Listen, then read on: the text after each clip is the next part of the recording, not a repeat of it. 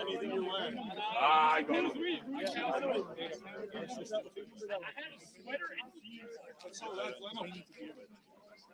Let's go! Start lining up for kitchen.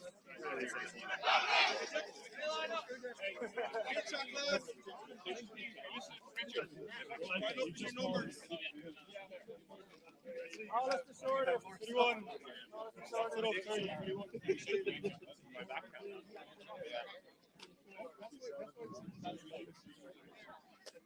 Space, make room.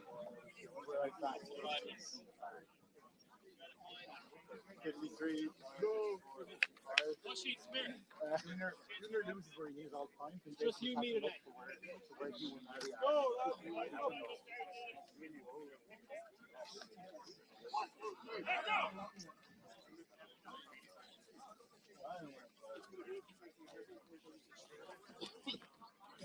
I didn't like it though. I didn't like it when I whole thing. Well, yeah, that's safeties now, though. We've got 4-4-4 as the cover two. Oh, shit, yeah. I just like the lineup with the back of the two jerseys.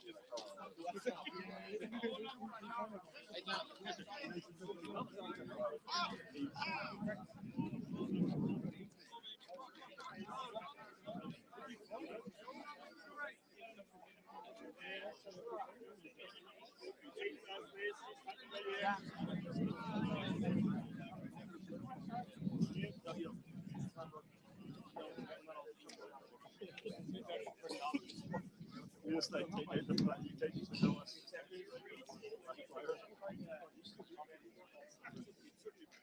Short legs after.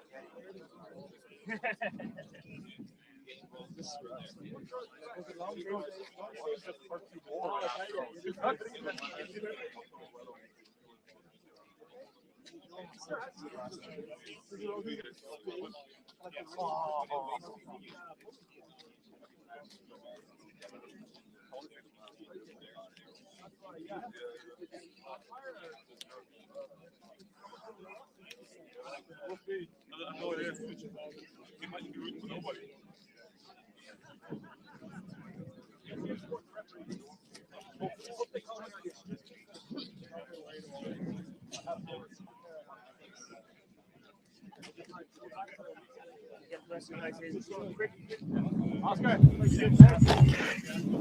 Good morning and welcome, everyone. It is so good to see so many people tuned in for the season opener of UCD American Football for 2026.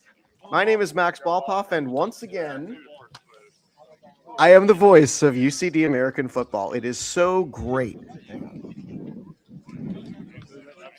It's so great to be back with all of you lovely people. Drop a comment in the chat. Let me know where you're tuning in from. Teams are just getting lined up for their equipment inspection. Standard practice here in American Football Ireland. Before we kick off the second overall game of the Premier Division. For the Louth Mavericks and UCD, this year is going to be a fun one for both squads. UCD is coming off being shut out in the Shamrock Bowl of 37, which was a 27-0 loss to the Belfast Trojans. It marked the 7th confirmed shutout in Shamrock Bowl history, and it was the first since 2014 when Belfast shut out a different university, Trinity College, back when they had a team, 7-0. It also marked UCD's 4th straight appearance in the Shamrock Bowl. 2 wins and 2 losses are their records. A lot of the talk in the offseason was whether or not they could make it 3-5 and cement dynasty status. Several key contributors for UCD are returning this season from 2025, including quarterback Aaron Mooney. You'll notice that Tom McKenniff, number 15, is switched from running back to linebacker. Doesn't mean he won't line up as running back. However, it is a rather full running back room. I count 5 on the depth chart to open the season. Eddie Goggins Jr. will return at linebacker. Michael Harvey and Dan Vershew are both back in the safety positions. Jefferson Freeman and Lewis Stenson are both back at wide receiver. Tom Donovan is back at wide receiver and punter. And Stephen Alenki will be back as the left tackle as well as a defensive end. Whereas for the visitors today, the Louth Mavericks in white with gold numbers, and in the sunlight, that's not going to be easy to read. The Louth shut out Westmeath 44-0 for the third Harp Bowl shutout and second consecutive shutout in the promotional championship game. It capped a year when the Mavericks went and won every single one of their games by at least 38 points and shut out 5 teams along the way, not including a 30-0 forfeit against the Wexford Eagles. Ty Henry is their quarterback and their on-field head coach. He threw for over 2,000 yards against Division I competition. What might translate here for the Mavericks as they return mostly the same roster from that Harp Bowl 10 victory. They often run the swinging gate formation, which is a formation where there's a bunch of people lined up on one side of the field, like 2 guys at the center snapping it, and that's kind of it. And they do that a lot on 2-pointers as well as short yardage situations. Louth ended last season with 356 point differential to the good. That's a lot. Not even the best teams in professional football get that high. They only allowed a total of 47 points. And again, their 5 shutouts were all to end the season, including both playoff games. UCD is playing possibly the toughest schedule in American football Ireland for this season. They're the only team to play the Belfast Trojans twice in games 3 and 5.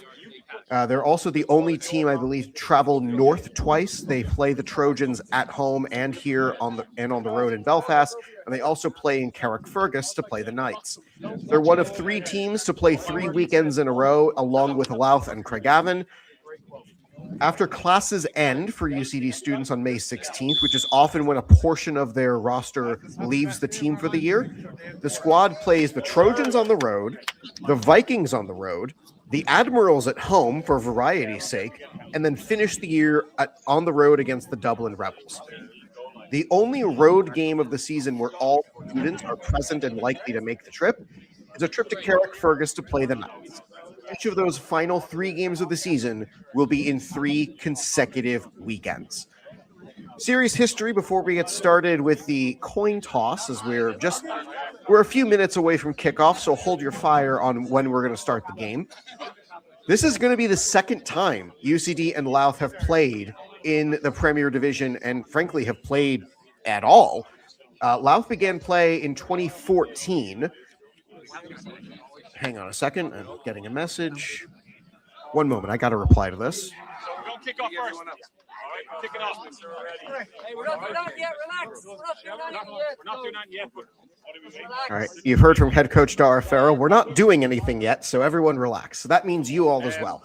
Anyway, before I get to questions in the chat, I'm going to get through my pregame notes here to set up today's action. Louth started play in 2014 as the Dundalk Mavericks in the Irish American Football League 2, back when there was a 3rd division, and they switched names to the Louth Mavericks the next year and have been doing this. They haven't played in Carrickfergus in 10 years. All right, thanks for letting me know, Michael. Both the Mavs and the Tyrone Titans were promoted after the 2014 season to IAFL 1. The Titans won the championship game between the 2 of them, though. Louth played 1 prior season in the Premier Division. That was 2018. They won promotion in 2017 against Craigavon, but they lost all 8 games in the Premier Division and were promptly returned back to Division 1. They finished the year with a minus 251 point differential, but that was 2018. Following the pandemic in 2022, when tackle football restarted, Louth started in Division 2 and lost the championship game to the Antrim Jets 22-0. Both of those teams then got promoted. Louth lost the Harp Bowl in 2023 to the University of Limerick 6-2, and the semifinals in 2024 to West Dublin 16-14. That leaves us to today, where the teams will open the season, last year's runner-up in the Premier Division, and as you just heard, last year's Harp Bowl champion, the Louth Mavericks. A lot of question marks heading into this year. Will their success in Division 1 translate? What is UCD's roster going to look like with the new recruits?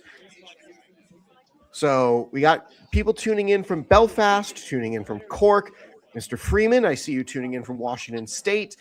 It is 9:05 in the morning here for me here on the East Coast of the United States. Thoughts on the night's play in Malone in Belfast? I'm not sure I understand the question. From Palm Springs, California. Happy to see you tuning in, Dad. We got 87 people in the room, and we've been up as high as 95. This is an amazing showing for the opening day of the season. We're thrilled to see everybody tuning in. Thrilled to see people tuning in for Mavericks. Thrilled to see people tuning in for UCD. We're still just sort of waiting on everything. You might notice that the field is lined a little wonky if you're used to watching American football from the United States. The 50 or the midfield line today, I should say, is technically speaking the 47.5-yard line. And the faded lines are the ones you have to watch for. The big solid white lines are rugby lines, which have no bearing on today's matchup. There's been a bit of a delay here. I received word from one of the coaches that the officials are not thrilled with the lack of visibility of the goal line, and that's kind of important for the sake of shout out to the best broadcaster in AFI. That's a low bar to clear. I think I'm the only one. Anyway, the officials are a little bit concerned about goal line to go situations of will they be able to see the ball cross the line, and if they can't see the line, that's kind of difficult. So there's a slight delay here before the game gets started as our lovely artificial intelligence camera pans over to show the goal line. It's as if it's listening to me, and trust me, it's not. Greetings from Cairo. Good to see Tone. Thank you for tuning in. Mr. Atwell, thank you so much for tuning in. As that's Eddie Goggins Sr. running after the loose ball as they're making sure everybody is just getting set and warmed up.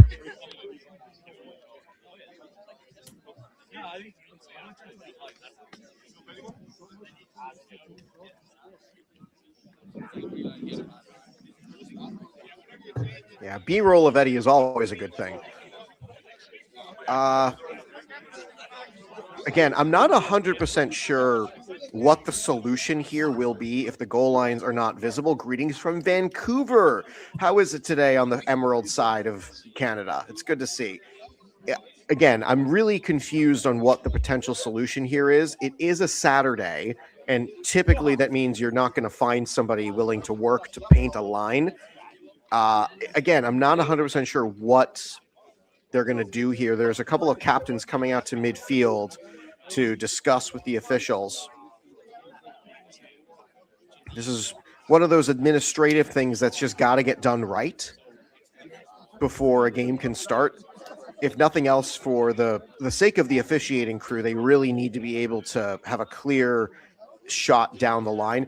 The pylons are out. It is marked, but it may not be visible to their standards. Go to Home Depot and get some spray paint. There's actually This is going to be a fun anecdote because we've got time.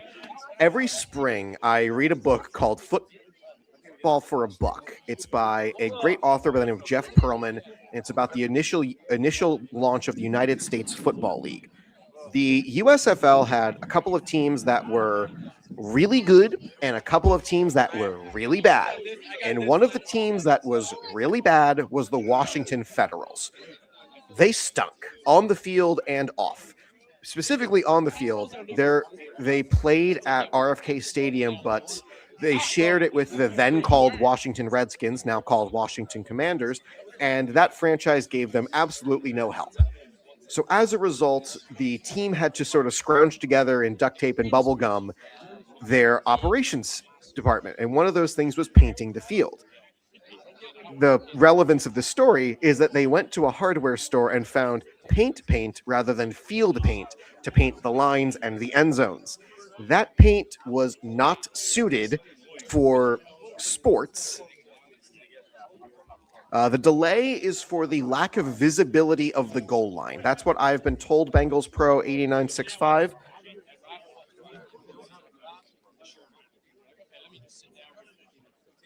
So there's a lot of there's a lot of things riding on whether or not this goal line is properly visible. And the out of bounds lines, again, this camera is not perfect quality, so don't just base it on what you see on the camera. But again, what you see is what's happening on the field. It is a few seconds delayed from live action because the AI camera has to capture it and then send it to me. It would not be AFI without some kind of wild delay. There's plenty of them.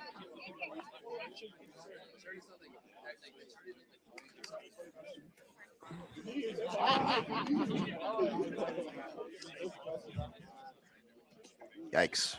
This is gives me some time to go through some more pregame talking points with everybody if anyone wants questions.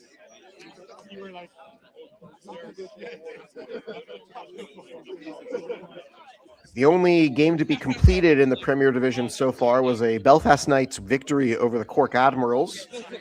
Cork unable to defend home field with a 20-0 loss. That's the only game in AFI's Premier Division to be completed so far.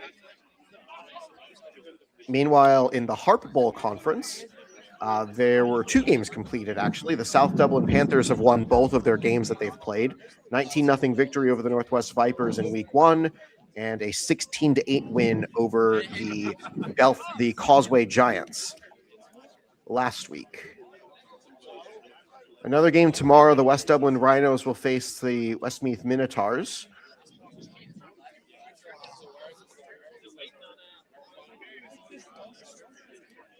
Last year's Shamrock Bowl was won by the Belfast Trojans. It was a 27-0 victory for the Trojans against UCD. Owen Feely is tuned in. Glad to see you're here, sir. As the Mavericks are going to run toward the end zone, this is a guess. I'm guessing they're just going to stay warmed up and do some more stretches and runs while we apparently wait for something to happen. But again, I'm Max Wolpoff, the voice of UCD American football for the previous season as well as now. Jeez, you're telling me, Owen. So who's got questions? We've got plenty of time to answer them now.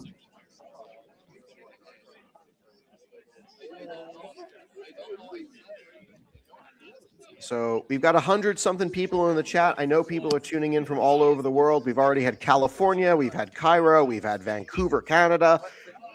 Let me know where you're watching from. Always curious to see the global reach.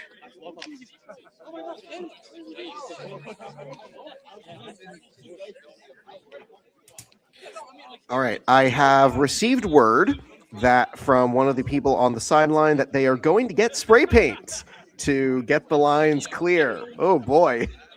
So that's fun. So anyway, there's a slight delay.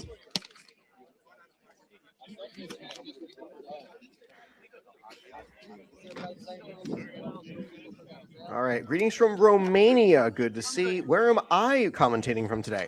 I am commentating from my parents' house in Maryland, although this is not exactly the secret. Menards. Save big money at Menards. Yeah. Can you tell that we went to Wisconsin over the fall? Can't believe the refs are already making their presence felt. Yes, they are. People tuning in from Chicago. Happy to see. As I was saying, I am moving out into my own place soon. Not exactly set on a hard move out date or move in date, I should say. But the plan is to be commentating the games from there for the foreseeable future, unless something changes in the next couple of weeks. Which again, things might always change. All right, so he's wearing 99. That's actually helpful. Mav player stuck in work. Oh dear.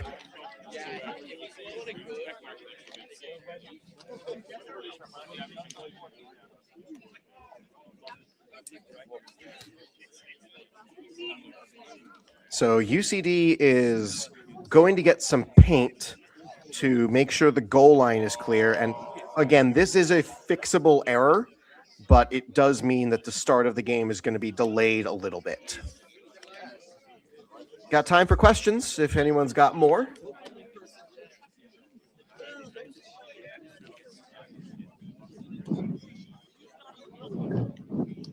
You can ask me how my winter was. You can ask me you can ask me pretty much anything. I'll determine whether your question is reasonable. I will answer most reasonable inquiries. But yeah, we are in a delay. Do I have a roster report? Roster sizes on both sides. You're going to have to give me a second on that one, John, because there's a bunch of people for both teams that play offense and defense. Roster report for UCD. So, yes, I do. Notable names returning from last season for UCD include quarterback Aaron Mooney. Tom McKenniff will be switching from running back to linebacker. Eddie Goggins Jr. is back at linebacker. Dan Vershu and Michael Harvey are both back in the safety positions. Jefferson Freeman and Lewis Stenson, both two breakout rookies from the first half of the season last year. They are both back. Tom Donovan is back. Stephen Alenki is back. Liam Butler is back, and he'll be starting at center. Sean Douglas is back. He's actually been shifted around a little bit. He was normally a wide receiver on last year's alignment, but this year for the first game at least, he's wearing 7 and playing running back, but he'll also be playing safety a little bit. Alex Brady is back for UCD. He was a key contributor in the defensive backfield. Other notable returnees, Cooper McQueen is back in the backfield for UCD. Now on defense, one of the key contributors coming back is Hugh O'Connor. He'll be wearing 53. And fun fact for all of you, until this season plays out, he is the last person to score points against the Belfast Trojans. Camille Cherpiche is also back on the offensive and defensive lines. Johnny Gore is also returning. Johnny Gore was a student at UCD last year and this year as well, and he was injured in a practice incident, just non-contact injury it seemed like, and it was a little weird to see him go down. It was sort of a freak accident, could have happened to anybody. And Gore was then sidelined for the remainder of the season. He was still active in the group chats and in the positional chats as well. So he was a contributor, but not on the field. So this year he's back in the lineup. He's wearing number 76. Harry Watchorn is back for UCD. Dara Mooney has shifted from wide receiver to safety. And yeah, most of the team is back. Larry Doyle is not. Alex Kusmarik and Stu Wiley are both not. So again, a lot of the team is back from last year, and a lot of key contributors are back as well. But there are a couple of interesting players to note that are back. Pete Masterson didn't play a whole lot last season, but he is in the starting lineup today. Tavire Toby is a name I want everyone to watch out for. He wears number 63. He played for the South Dublin Panthers last year, and as anyone who watched that game against UCD might know, he was a wrecking ball. And he absolutely came through and wrecked shop on players for UCD. He joined UCD's practices following the South Dublin Panthers' end of the season to stay sharp. He enrolled at UCD in the fall, and he was part of the InterVarsity's roster. So it's going to be very interesting to see how he lines up within the scheme of the defense. Other question, how was the Lehigh game? So for those of you who don't follow me on Instagram, which I assume is most of you, last Wednesday, I made the drive from Maryland up to Bethlehem, Pennsylvania, which for those uninitiated, that's a 4.5 hour drive on a good day. And it was not a great day, so it was 5 hours. And I called the Patriot League Men's Basketball Championship featuring Lehigh University and Boston University, my alma mater. Honestly, it was a bit of a Hail Mary shot to be able to get a seat for that game. I'm grateful that I got the opportunity to do so. The game was not exciting, and goodness gracious, that arena was so hot. I wish I could explain just the musty air to all of you. It was truly a sauna in there. It really felt so hot for the entire duration of the game.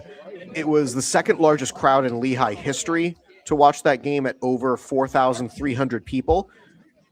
So it was an amazing atmosphere, great game. I was hoping for a better performance from Boston University's men's basketball team, but they were down to 8 healthy bodies. And I think the bulk of the season that they had been down to 6 and then 7 and then up to 8, everyone got tired. And that happens in sports. So it was great to see some of the people that I worked with while I was at BU. It was great to be back in the saddle again for a basketball game. I hadn't called a basketball game in 7 years up to that point. So it was really cool to listen back to it the next day and realize, I still got it. I can still do this. So that's how the Lehigh game was. Anyway, I had a question on roster sizes for both sides, so give me a moment and I'm going to count.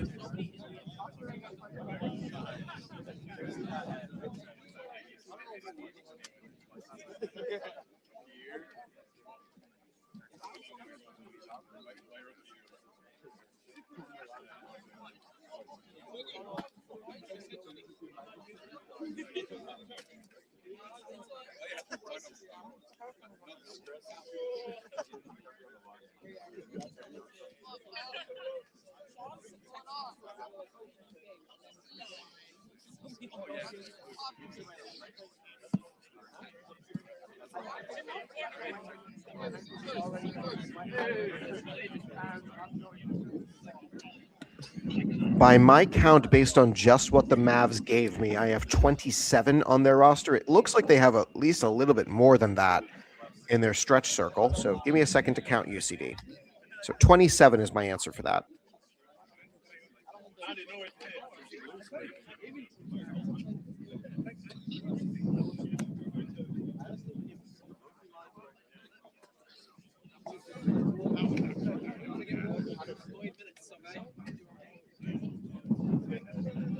Steve, we're gonna do our warm up again in 5 minutes. Or no, you got 5 minutes, right?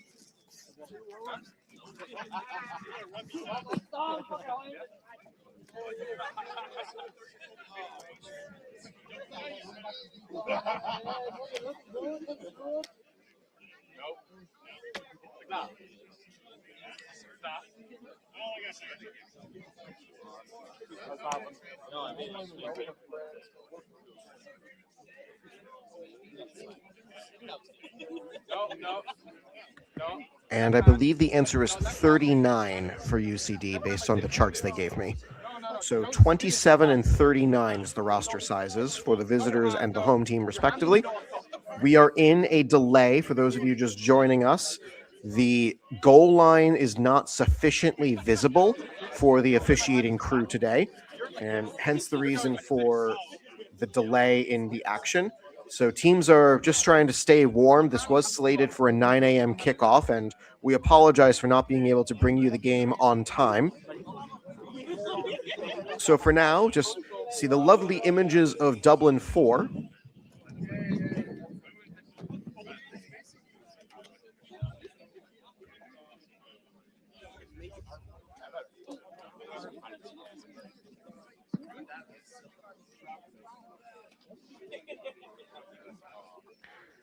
Weather today in Dublin is in the 50s Fahrenheit with a chance of rain going into 3 p.m. So if this game goes a little bit late, we might see some showers depending on where the radar says the rain is going to go. But again, looking just cloudy a little bit. The big tower in the background is RTA Studios.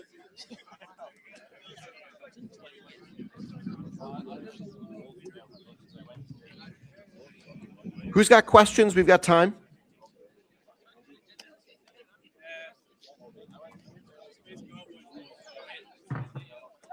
So yeah, we are in a delay.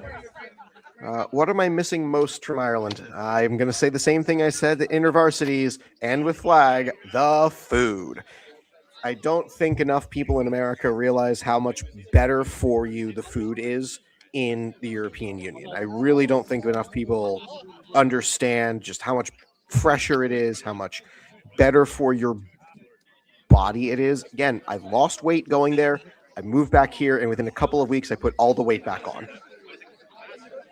UCD running line marking courses next year. Aaron, I don't know, man. They might. There's a lot of course offerings at UCD, and some of which in programs that I had zero clue existed as academic programs. When I was at graduation back in December, the extremely niche things that were being discussed. Sounds like from the coaching staff, we're about set to actually get started with today's game after a half-hour delay. Oh, nope, warm up. Okay, we're not actually getting ready yet. They're gonna do a warm up. I guess we're still waiting on the paint. So, yeah, there were a lot of PhD level studies in really super niche categories that I'm not sure you could find enough universities here in the United States that offer the same thing. I'm just not sure. I don't work in higher education right now, so I am not privy to how that marketplace works and how all of that happens.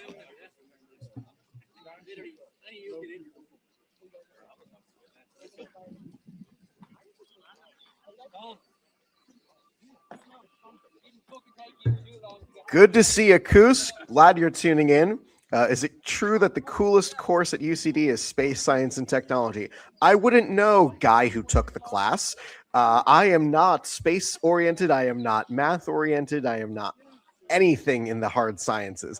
I'm actually surprised I even have 2 degrees that technically have science in them, because I have a Bachelor of Science from BU in journalism, and I have a Master's of Science from UCD in sport management. Again, I don't understand how both of those things are sciences in the traditional sense, because I tend to think of sciences as not that.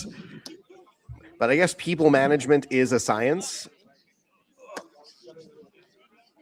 It's more of an art form if you're familiar with the practitioner of it.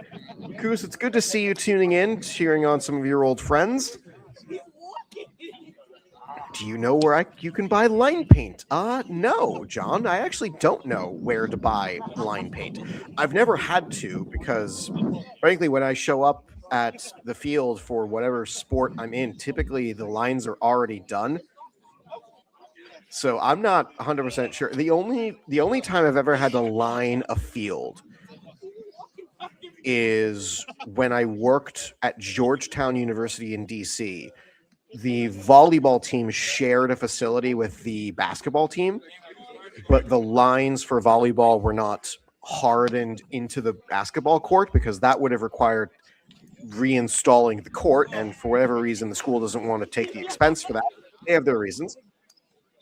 No, they have lines. It's just the lines aren't visible enough. Again, the lines are there. They are faded compared to the rugby lines that are still being used. But yeah, it's not great. We're going on a half hour of delay at this point for the low visibility of the goal line. So anyway, like I was saying, so we had to superimpose the volleyball court on the basketball court. And in order to do that, we had to line it with white tape, which, as a guy who cannot draw a straight line with a pencil, it was not easy for me to keep the line straight for volleyball. And that's very important in any sport, to keep the lines straight.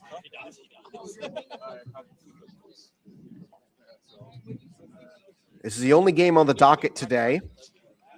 It's delaying the game, a calculated move. Mats, I'm not sure if I can endorse that as truth, but it is funny. Again, we're entering a 30-minute delay for everybody just joining us, eating into the Ireland game. Is it Six Nations Rugby today? Sorry, I don't live there now, so I don't really pay close attention to other national team events going on. I have other things occupying my attention, like the World Baseball Classic, Ireland, Scotland today. Thanks, King Curly. All right, that should be a good game. But yeah, other things are occupying my attention here in the U.S. It's early March, so that means must win. Isn't every game in that tournament a must win? because I don't think you can really lose to Italy, even though, if I remember correctly, Italy pulled off a shocking win over one of the better teams in the Six Nations. Was it England or France? I don't remember. Oh, okay. It's a standings must win. Scotland beat the only team that beat Ireland so far. All right. That makes sense. Italy are good this year. Oh, I didn't know. I guess Italy, rugby and baseball, both things Italy improved in this year. Okay.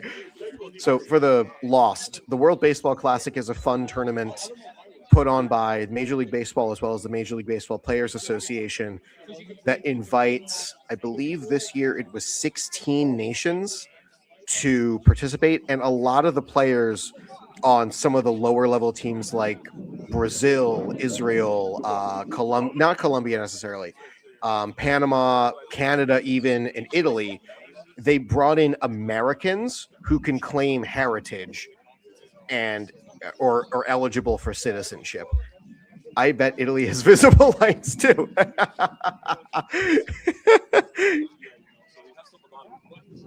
Yeah, the baseball game was a very interesting one because most of the Italian baseball team at the World Baseball Classic is just people born in America who happen to be able to claim Italian parentage. So it was a very bizarre game in baseball terms because like, who are these guys who are not major league stars crushing some of the best the U.S. has ever put on the field? And it's an important tournament for teams from the Americas, like the Dominicans, the Venezuelans, the Canadas of the world, because the World Baseball Classic this year is operating as a qualifying tournament for the Olympics in 2028. So the U.S. qualifies for the Olympics for baseball because they're the host nation, and the top two finishers from the Americas other than the United States will receive an automatic qualification. So as a result of Canada losing last night and the Dominican Republic winning, that means the Dominicans will qualify for the Olympics. And even if they can't invite their Major League Baseball players because the league and the union won't be able to agree on allowing a break in the season, the union and the league in baseball just do not get along. But it was important for the Dominicans because that clinched them a spot in the Olympics. I still think they can field a good team of non-Major League Baseball players because the Dominican Republic is very good at baseball.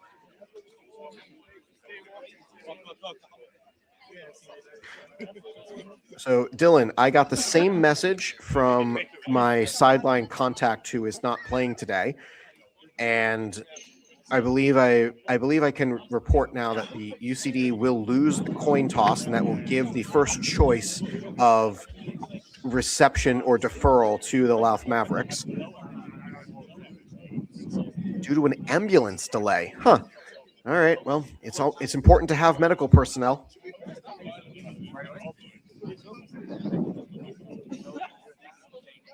Daniel Clements, I'm not sure of the answer to that question. How long before UCD needs to forfeit?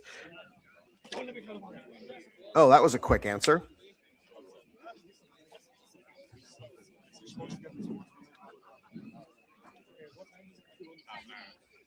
Again, the field does look okay, but I can't see with a goal line from the camera angle or from the few shots that we've had toward the goal line.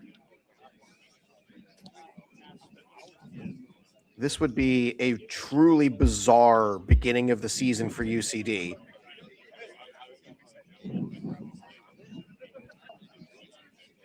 Again, UCD's got a tough schedule. I'll run through it again for those of you just joining us. They play possibly the hardest schedule in AFI for 2026, punctuated by having to play the Belfast Trojans twice, once at home and once on the road. They travel north twice. They have to play the Trojans on the road as well as the Belfast Knights. And they're also one of three teams to play 3 weekends in a row, June 7th, 13th, and 20th, alongside Louth and Pregame. However, UCD's last 3 games are all in those 3 weekends. And after classes end, it's 3 road games and 1 home game. So this is a very home-heavy half.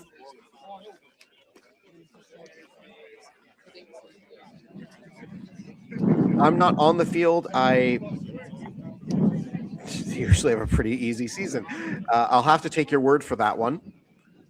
No season is truly easy in that sense. It is still football that you're playing, and Dar Farrell throwing up his hands, and the head coach in the yellow hat there. Yeah, or just mark the fields right. Yeah.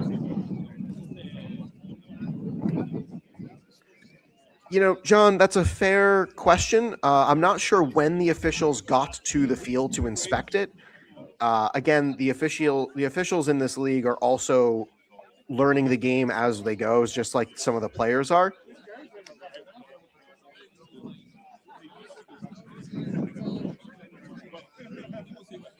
I blame the Dublin Rebels. Thanks, Louie. Good to see you.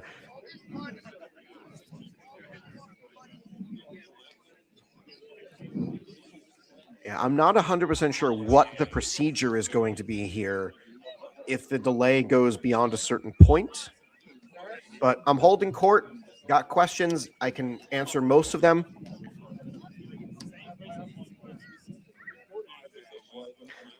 Okay. Kuz seems to believe this is going to be an easy season for UCD. Have been finalists for 4 straight years and had to face the other finalists twice for 4 straight years. Okay. That's actually a fair point. They had to face the Dublin Rebels twice going back a couple of seasons, including last year, which they got 2 home games out of it because the Rebels couldn't secure their home field for a game. I mean, for you. Oh, it's a cold take to say it's easy. Okay, sorry. I misread what you were typing. Thanks for correcting me, Alex. Yeah, we're going on 40-plus minutes of delay time here for UCD and the Louth Mavericks. Season opener for both teams. Where the delay in the action is because the field is not lined properly according to the officials who are judging that. The goal line is not visible enough.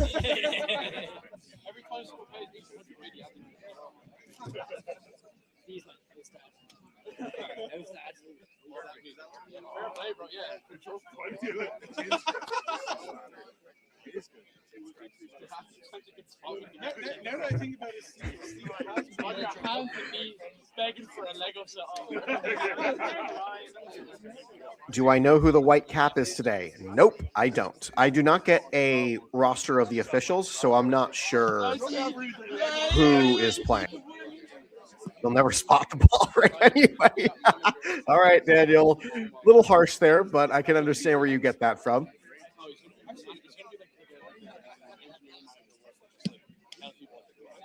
Going to call and he's like, let's litigate some bullshit word. Clearly some people who know better.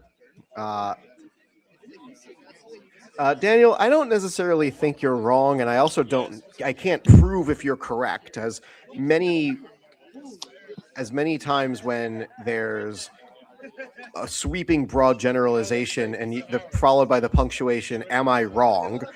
It's awfully difficult to prove it.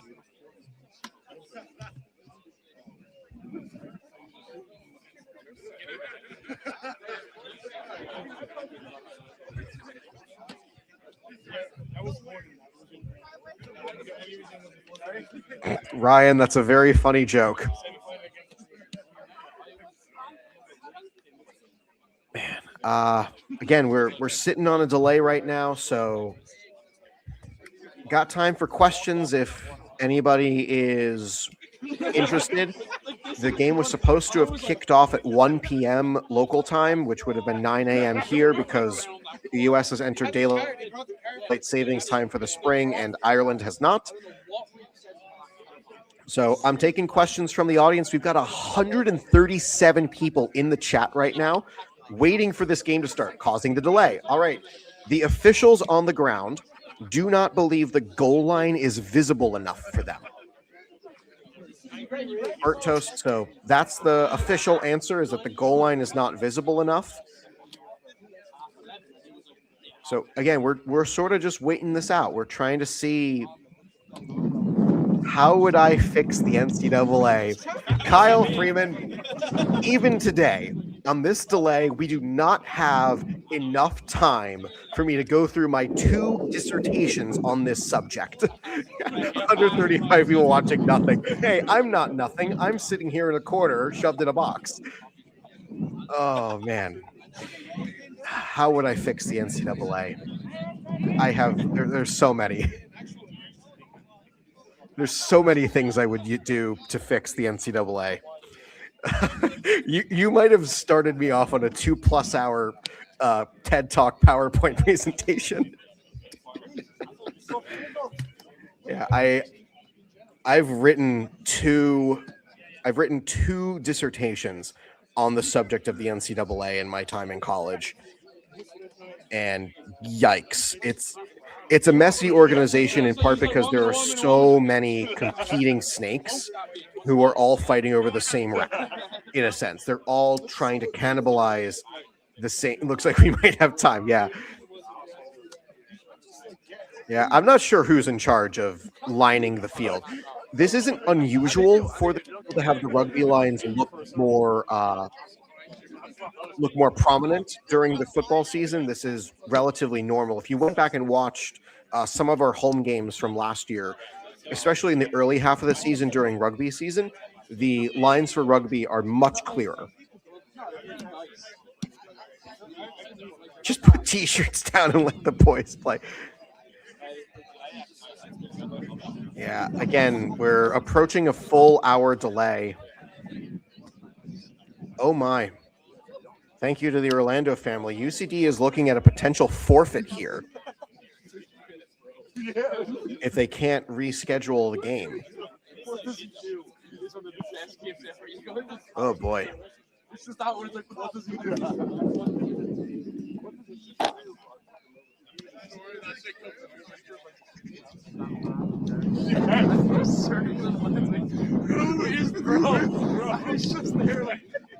Well, hopefully we get to the season opener for these 2 squads and we don't have to have a forfeit. Both teams are ready to go, but the field is not lined to the officials' satisfaction. And I did iron a suit for the occasion, so I'm really hoping we get this game underway. All right. One of the players, Ben Arulogun, sorry, but the pronunciation is going to take a bit for me.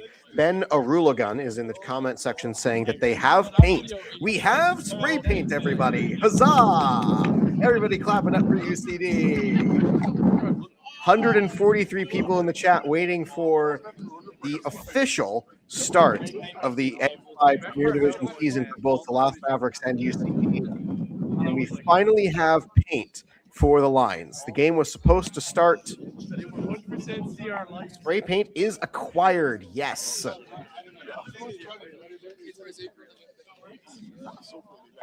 Wonder if the officials checked the field 90 minutes before. I don't know the answer to that.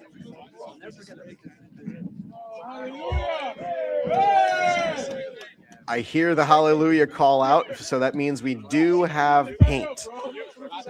So now I'm not 100% sure if there's a time limit on if you don't paint the field in the next 17 minutes. There's a round of applause going that the UCD squad has acquired paint. All right, I have received word from the sideline, kicking off in 5. So if everybody can hold your horses until about 9:50 Eastern or about 1:50 local time, we should have football to bring you. So Kyle, Mr. Freeman, I apparently don't have time to actually go through all of my dissertations. Yeah, the field should have been set up better from the start. However, it wasn't. And UCD was given a little bit of time to rectify it. Appears that they have. Louth and UCD both are going to go through warm-ups again. Listen, I'm not sure who's in charge of painting the lines. Rugby will have started and finished before this starts. Oh, dear. Yeah, I don't know who to pin this on within UCD. I'm going to throw up my hands and say I just don't know the answer to that. ready to go. The game's done. Don't go too hard.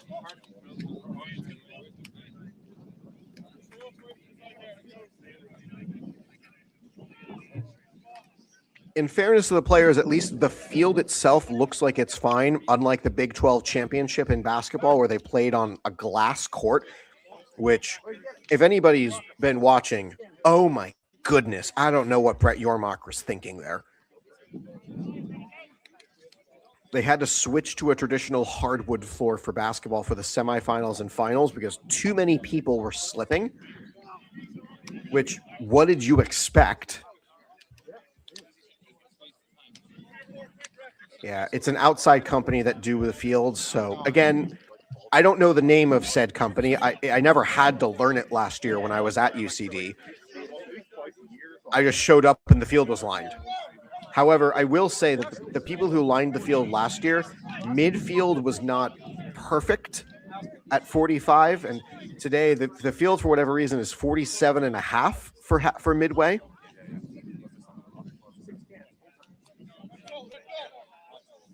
So there's an extra 2.5 yards on each side. So an extra 5 yards has been found.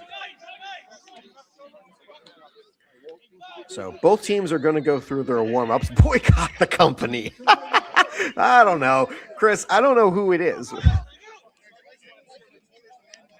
Got to go pregame for the St. Patty's Day parade in Chicago. Hey, Daniel, don't worry about it. You can always come back and watch this game afterward. It's going to be available on our YouTube channel. Just zoom ahead through the first hour because you already saw that.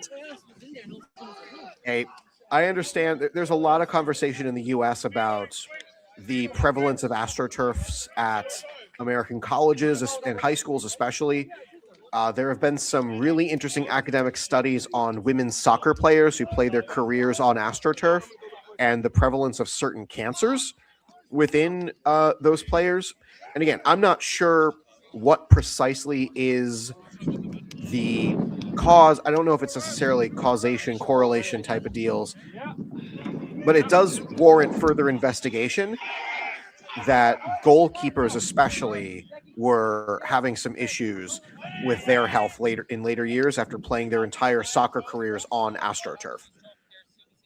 So definitely, I think it's worth investigating, but UCD has played on AstroTurf since I got there, and I think, I'm trying to think, are they the only team in the league that has AstroTurf?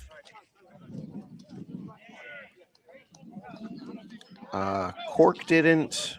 Belfast doesn't. Well, both Belfasts actually don't. Limerick, yeah, they are. They are the only team with a synthetic surface.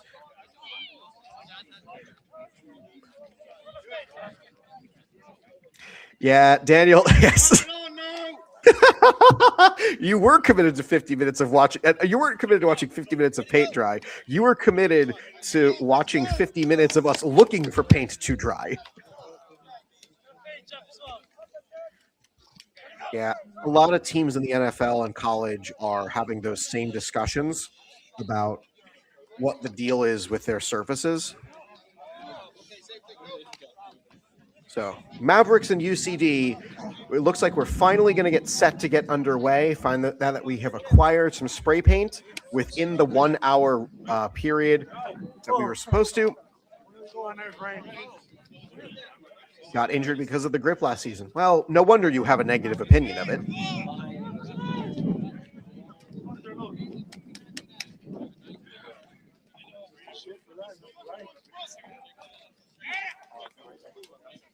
Boy, those gold numbers are going to be almost impossible for me to read on this stream.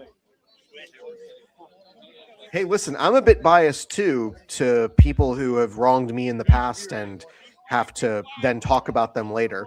So look, we all have it. It's a human instinct. All right. Boy, those numbers are in the sunlight are impossible to read. Oh yeah.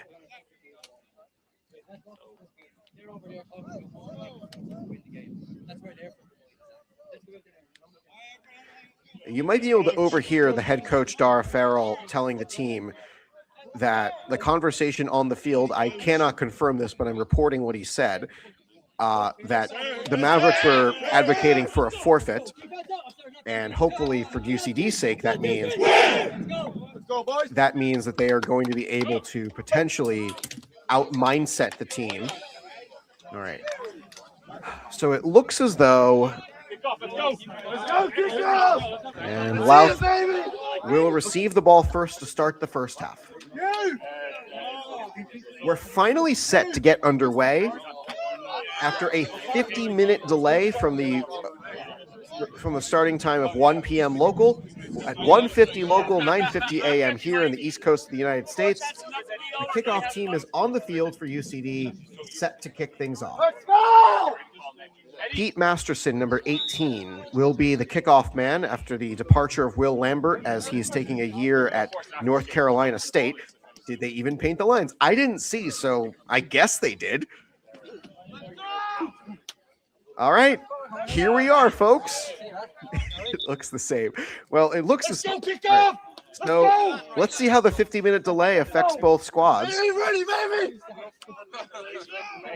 Players box is this one, so you gotta be behind those cones at all times. We are underway. Let's have some fun. It's a short kickoff, and it's fielded at the corner of the end zone by the Mavericks. And already a couple players slipping on the field as he's running toward the sideline. And there's some hitting and eventually taken out beyond the 30-yard line. UCD's bench is advocating for penalties. They get one on the field, so let's check the foul before we continue.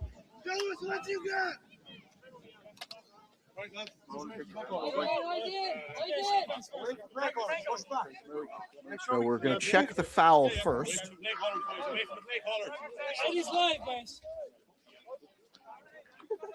Daniel McCauley and Dara Farrow are the ones calling the defensive structure here. So an early penalty on the play as first play of the game, kickoff, and we're finally underway here. Tom McAneff is getting the explanation, as is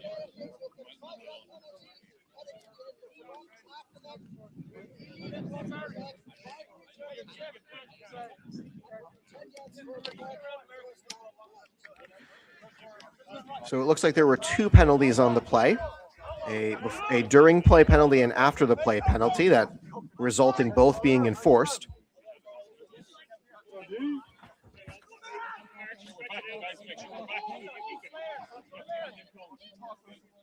So here's the first play from scrimmage. We're set to start. Henry takes the snap from under center, and it's going to be a handoff. They counter the handoff, and it's a first down run for the Mavericks. Pushed out of bounds. A hard hit at the sideline by Camille Cherpiche, coming all the way from defensive tackle position to make the stop.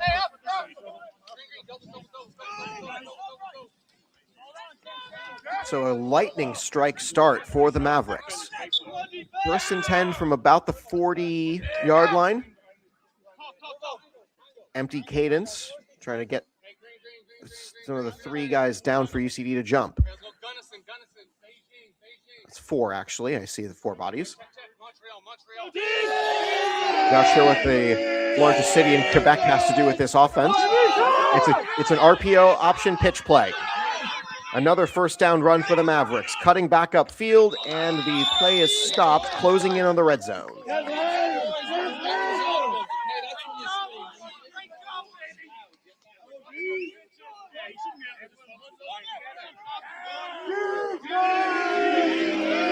UCD sideline trying to create some noise here. Knocking on the doorstep of the red zone. Mavericks moving the ball quickly. Two first downs on two plays. Henry the snap. It's another pitch play. Henry's going to keep it this time, and he's swallowed in the backfield.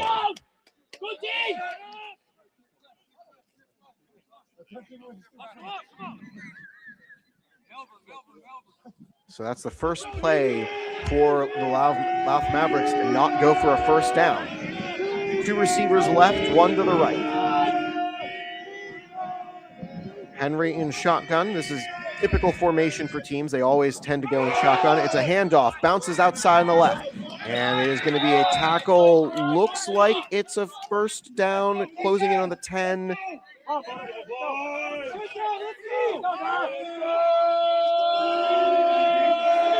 First quarter of action, Louth Mavericks took the ball first after the automatic win of the toss due to the delay. It's another handoff. This one is bottled up at the line to Vire Toby on the stop for UCD. He's joined by teammates. This creates a second down play.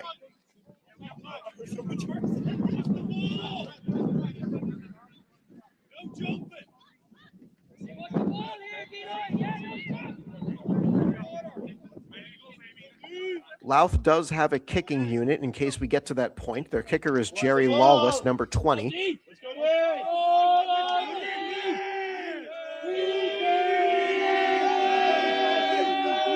Two in the backfield with Henry, two to the left, one to the right. They're going to toss it, looking for the end zone, and it is broken up, incomplete. There is a flag. It's a late one from the back judge. Brady flagged on the play on coverage. That flag came in a little late. It looks like it's going to be a drive extending penalty here.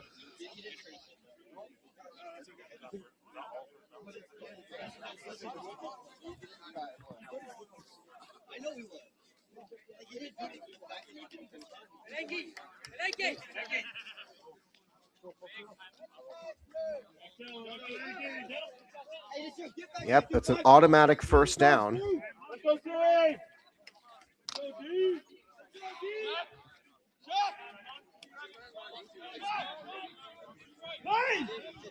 So that's an automatic first down, and it's within the 10-yard line. So first and goal from, looks like, the 8.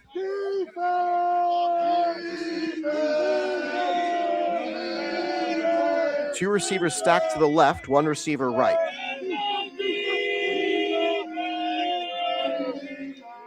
Snap, and it's an immediate handoff met by Sweeney at the line. It's a bottle up, and nobody's going to get through for many yards. Mavericks knocking on the doorstep on their first drive of the game. 4 at the line for UCD to defend this pass. 2 receivers at the line for the Mavericks on the left, one in the backfield, one to the right. Henry surveying his options. Taking a lot of time off the play clock. Gonna pass now. He's held in the heavy rush. He's gonna be tackled. Stephen Olenke slings into the ground.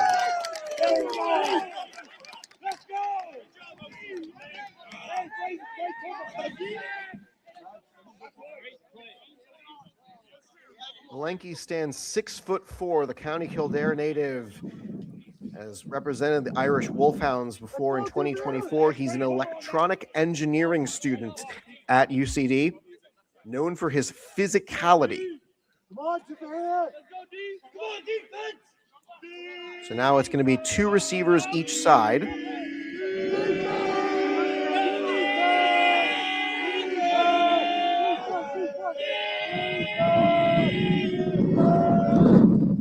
Henry takes the snap. It's third down.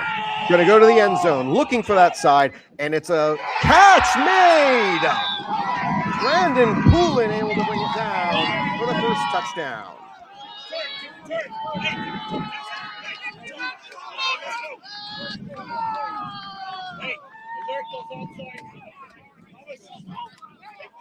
Brandon Poulin brings that one in. Winnipeg, Manitoba native.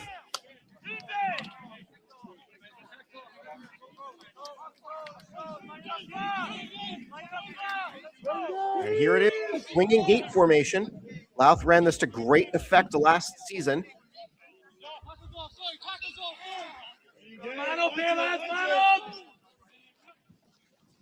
They're going to try to sprint rush Henry, and it does not work. By Henry, the 2-point conversion run. And it's an early 8-0 deficit for UCD to overcome.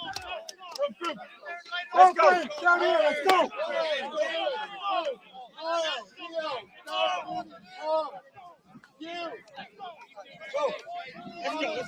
So an early touchdown catch from Poulan and a 2-point conversion run off the swinging gate formation for Ty Henry have the recently promoted Louth Mavericks in the lead. Boys, just soft.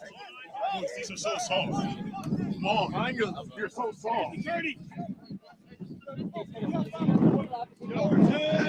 Thank you. One flag. Hang on. Stay in until they break. Stay in until they break.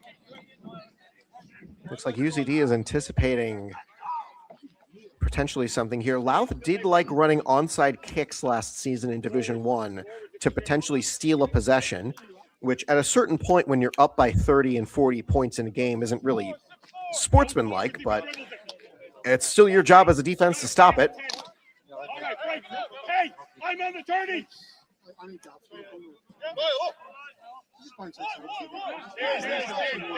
This will be UCD's first time with the ball after a lengthy drive. And this will be kicked to the left side. And it'll go back into the end zone for a touchback.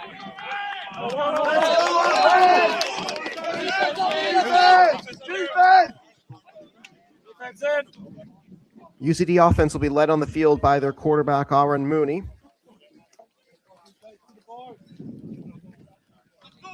Hello from Arizona. Once again, we got a lot of people in the room today. Drop a comment in the chat. Let me know where you're watching from. We've already seen people from West Coast United States, where it is currently 7 a.m., unless you're in Arizona, where they don't observe daylight savings time, except for the Navajo Nation, I believe, does.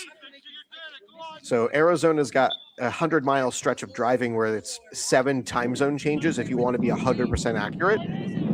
It's very fun. Anyway, here's Mooney.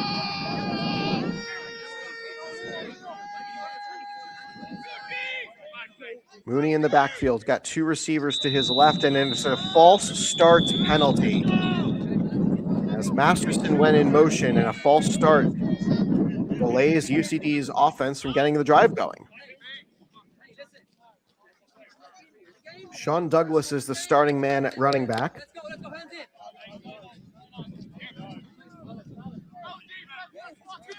I believe that's Arun Sen, number 11. I didn't get a confirmed jersey number for him, but it would make the most sense as he is one of the starting wide receivers, but he's the only one I didn't have a number for, so that made it easy. 1st and 15. It's going to be a handoff to Douglas, and he's met in the backfield and swallowed for a loss. This is not the 2018 Louth Mavericks that lost every game in the Premier Division and were promptly relegated. This is a different team.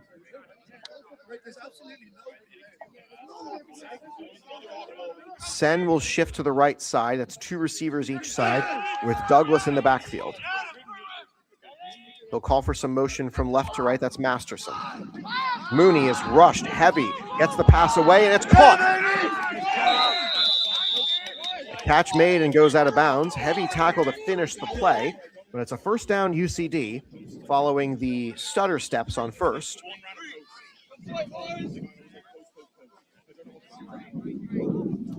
So first down from the, looks like the 27. 10 yards to get for the next first down. Mooney is looking toward the sideline to see what the play call is. 3 receivers left as the ball is on the right hash. 1 receiver to the right. Douglas remains in the backfield.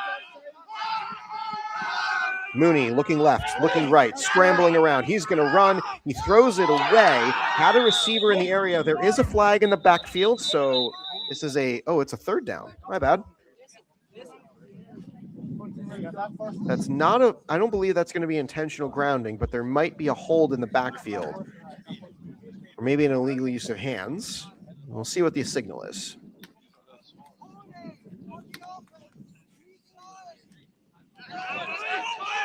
And it is a holding call, so that's a 4th down.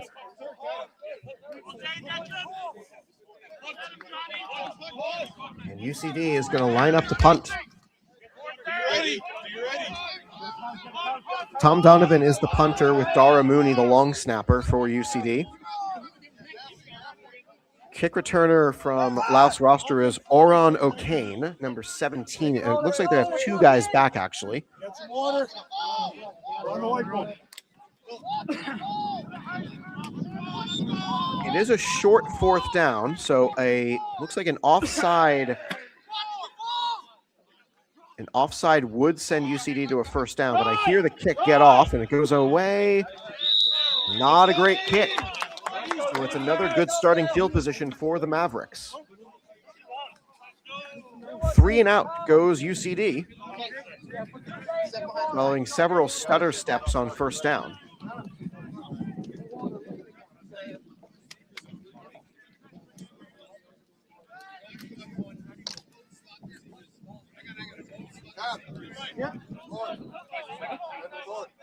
Mavericks are up by 8, full 1-possession lead as they get set once again. The run receiver to the right is spread very far out.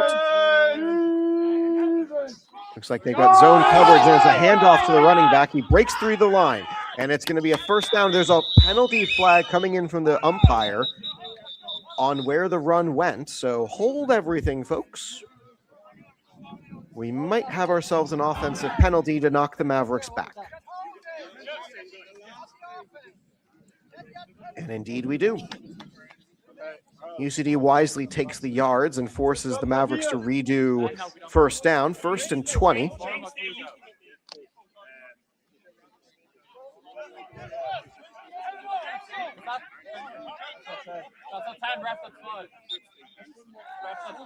Three receivers right, one to the left. They're going to do the toss play.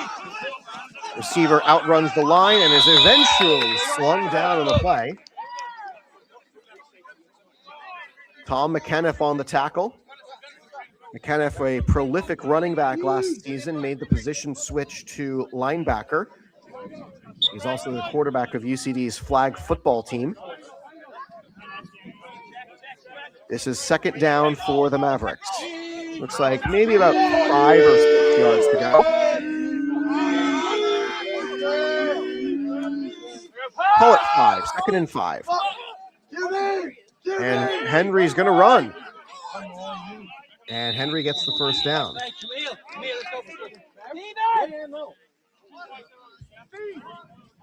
Scramble run resets the chains.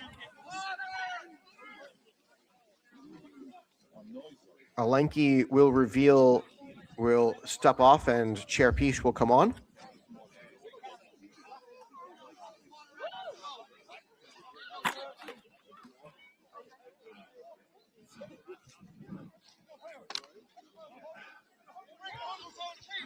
Another first down play at the, looks like 41.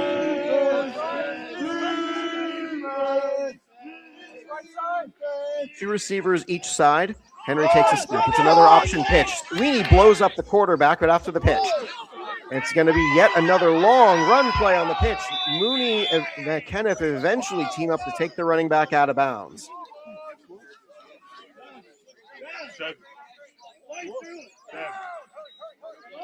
And Mavericks are going to go fast here. They feel like they've got UCD on the ropes.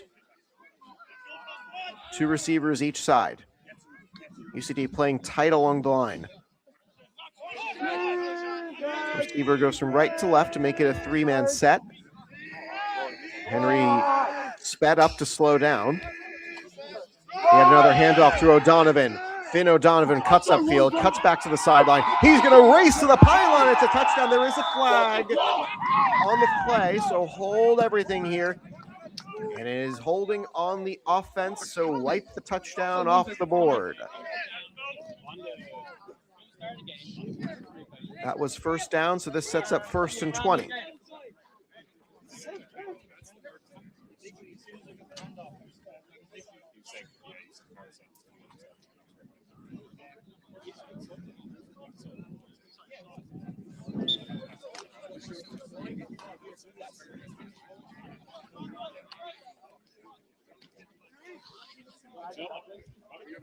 Finn O'Donovan, a GAA boxing, rugby, and powerlifting star, as well as his American football days. He's in the backfield again on this 1st and 20. Receiver in motion right. Henry again. It's another pitch play. Sweeney hits Henry after the pitch. So Donovan is going to be stopped on the play.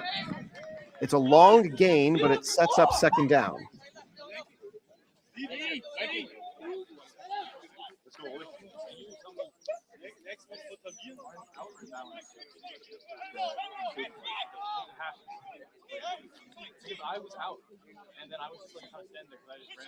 Henry switching to play.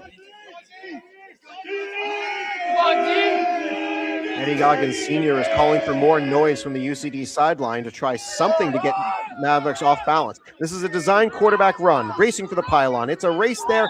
Flag on the play again. This would be a first down if it stands, but we'll check the flag first. Inside the 5 is where that play ended. And they call a block in the back.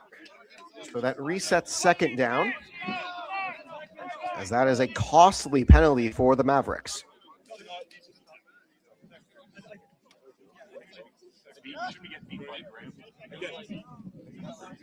No, I get it.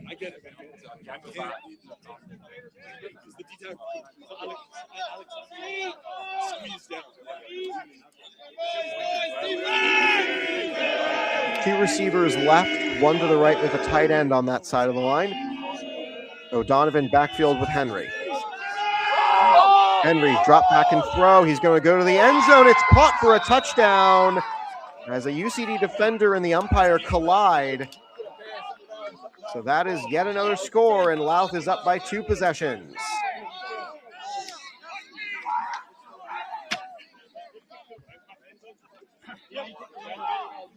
(14-zip). Louth on top.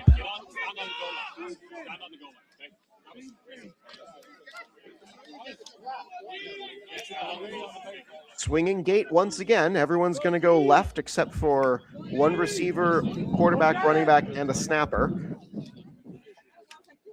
They're going to do the running play again, and this time they catch Henry. Was he in? Was he in? Nope. And the 2-point conversion is no good.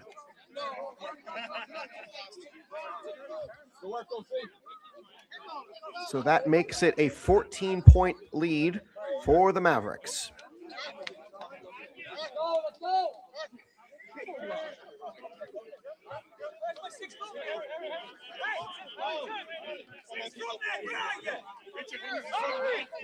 UCD, some uncharacteristic staffing errors. They don't have a seventh guy on the line. They're waiting for Harry Watchorn to come off the bench.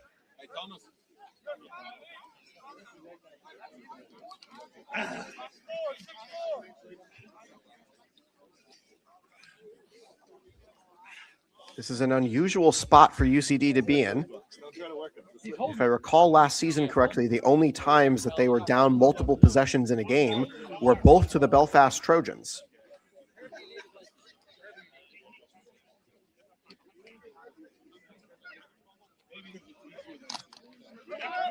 Still in the first quarter of action, and Louth has scored on both of their possessions, both lengthy drives with some explosive plays.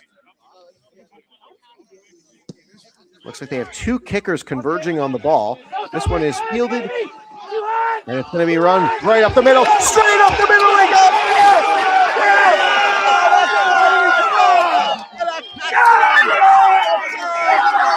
Quickly!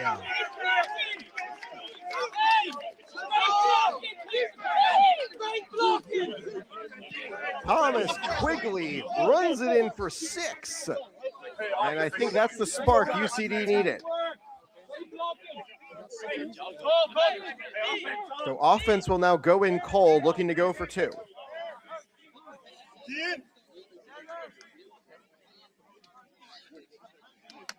What a run from Thomas Quigley.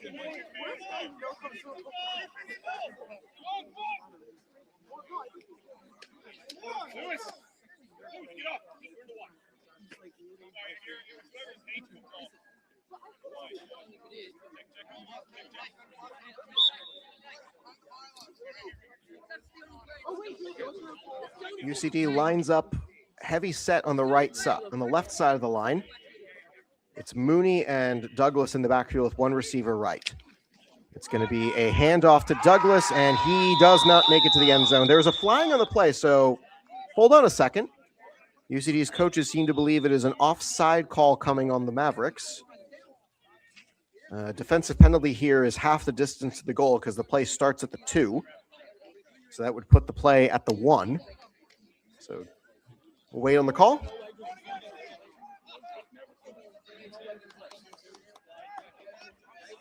Yep, it is indeed a defensive penalty.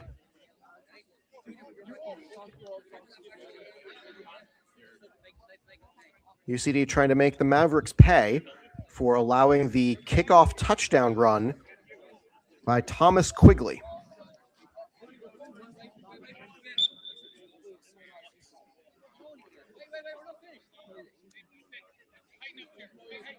Mooney again, waiting for the snap.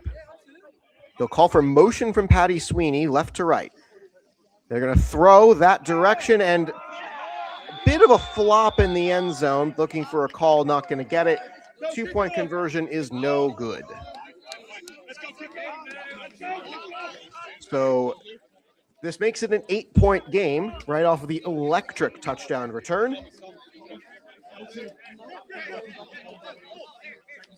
And the defense runs back out onto the field after the kickoff. Beside Brady, Thomas. Beside 25.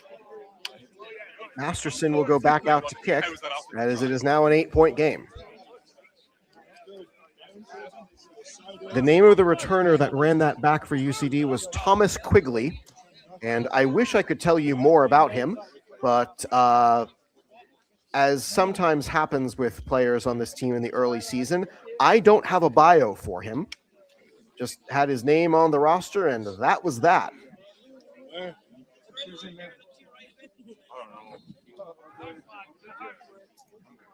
Let's go get him!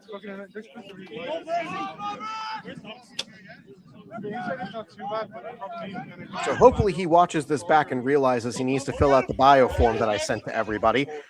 Kickoff middle of the field. This is going to be fielded and returned. Mavericks have a lane up the right-hand side, and we might have dueling touchdown returns here. Last man to get him is not going to make the tackle. O'Poulin tackle from behind inside the 10. We nearly had dueling touchdown returns on the punts, on the kickoffs. Wow. Masterson missing the tackle. And he goes to retrieve the tee. First and goal off the kick return from the 7. Looks like the 7. Might be the 6.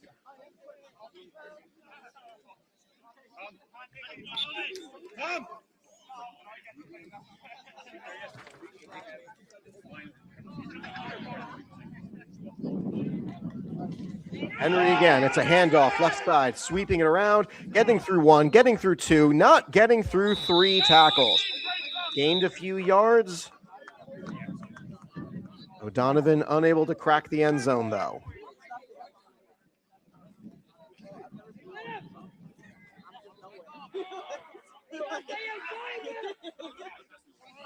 I believe that was Brandon Poulin, number 1, on the return. He also had one of the touchdowns today for the Mavericks. Henry, he's going to quarterback run all the way, looking for the pylon. He breaks through. Touchdown, Mavericks.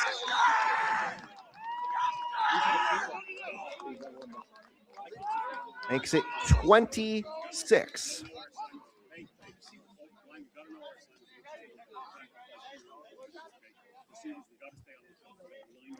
Back to a 2-possession lead after a quick 2-play drive set up by the electric kick return.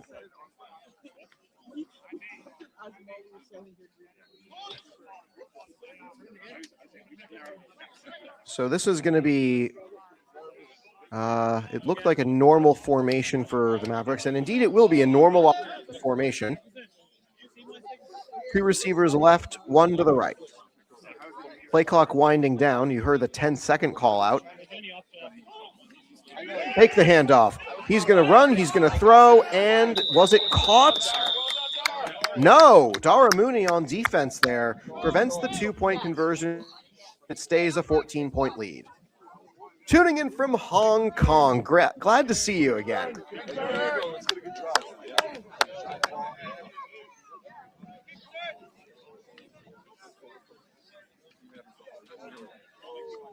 Will we get 3 electric returns in a row? That's the question I want to know. Thomas Quigley caught the last one relatively middle of the field, and amazing blocking set him up for a return up the middle.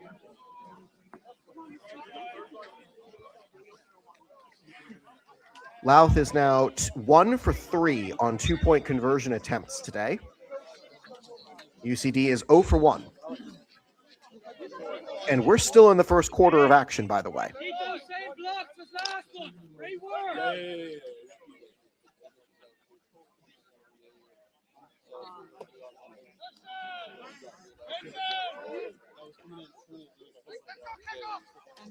Yeah, they got 2 kickers back there, so they'll kick it again. And this one's fielded deep in the end zone. And Quigley runs it out, trusting his own speed. A decent return, but not a great return. Takes the yards he can, and then allows the offense to touch the field.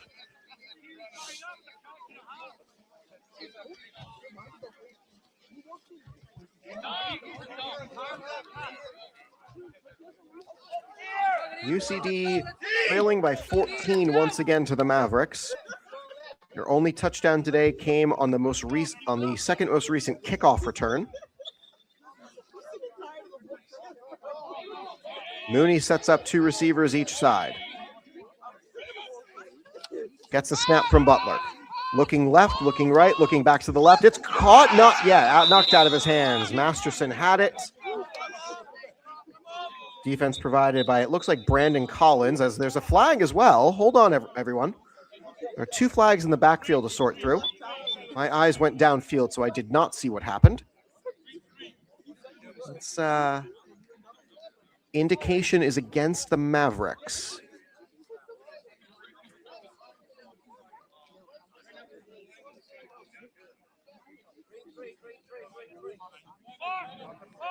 And this is a costly penalty for the Mavericks.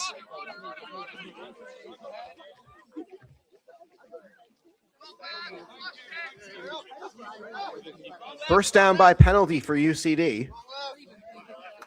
It's been a penalty-filled game for both squads. 2 receivers each side. UCD trailing 2 possessions in the first quarter. Masterson in motion. It's a handoff for Douglas. He's a shifty player, but he cannot shift his way out of the tackles. Malik Abdul Rashid, number 8, among those on the stop.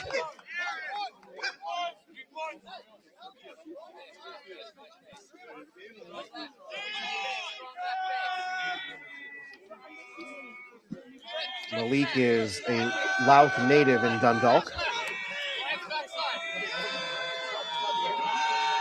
Second and about 10, once again for UCD. 3 receivers left. They're going to run right. They're going to run that direction. It's Douglas again. And Butler ran down the field to block, but Douglas was already down. Short gain brings up 3rd.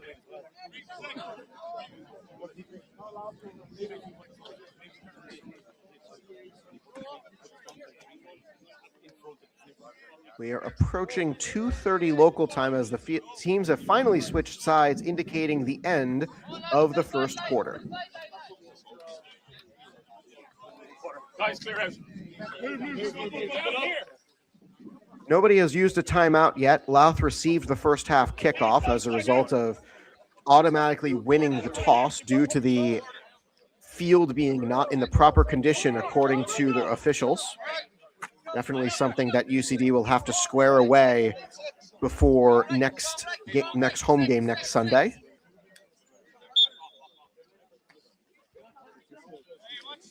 So it's 2nd and 9. Mooney again. This one's going to be a toss. This is a toss play wheel route out of the backfield for Douglas. Douglas has a blocker downfield, and Masterson, he fumbles as he touches out of bounds. Let's check the flag first. They allow the play to continue, so this is either illegal formation or offside. It came right away.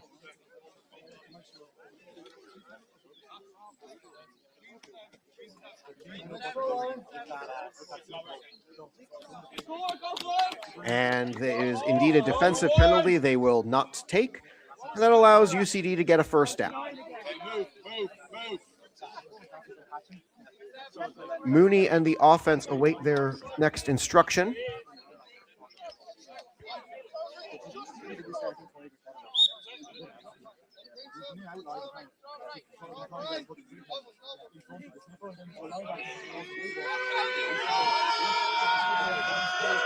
And in motion. Cross play to him. He's going to run around. He gets a couple of blockers, gets free from a few tacklers, and he's dragged down from behind. And that, I believe, is going to be a horse collar tackle. Umpire in the field called that one. The shifty Arun Sen on the toss play.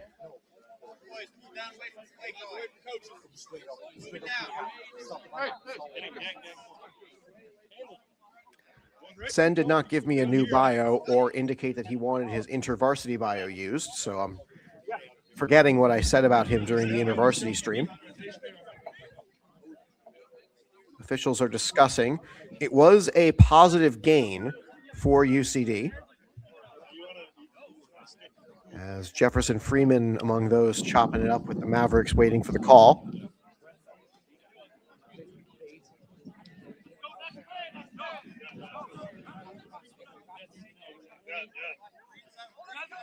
Yep. Indeed, it was a horse collar tackle. Let's go, boys! Yeah, Matt's, this is not 2018's team, that's for sure. That team, if anybody needed reminding, lost every single game in the Premier Division and was promptly relegated after a yo-yo year up from Division 1. This team is not that. First and 10 from the 11. Douglas out of the backfield. The rush is contained. For the moment, Mooney's escape. He cannot escape 3 times. 3 men break through as nobody was open for Mooney to throw to. It's a heavy loss of 10.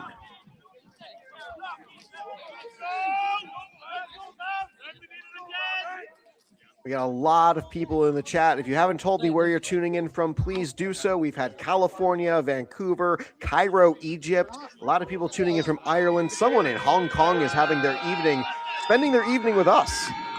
3 receivers right, 1 to the left. Mooney takes a second down snap. Got a rush on the right side. Going to throw to the end zone, and it's out of reach, incomplete.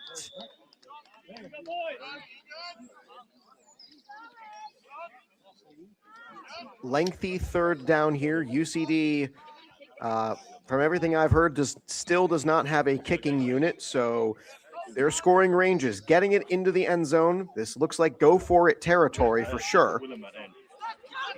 Getting in from Djibouti. All right.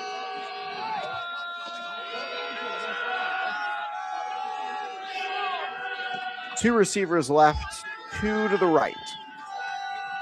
Now motion goes right. It's Masterson running behind. He stays behind the line. It's going to be a short toss to him. He has to shake a few of defenders. It's a stiff arm out in front. There is a flag in the backfield, so given the moment here, flag looks like at the line. Holding offense is the call, and this is going to set up a longer third down. Ooh, block in the back instead. My apologies for misidentifying that as a hold. From 3rd and 20, it becomes 3rd down and 30.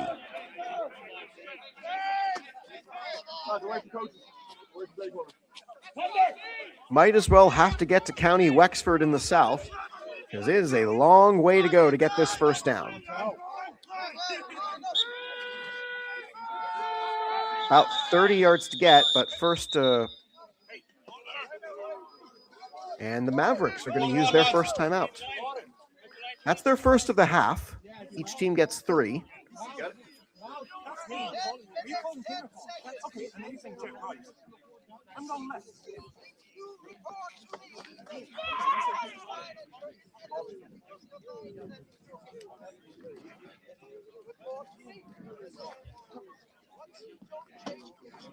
Patty Sweeney is discussing something with the white hat referee.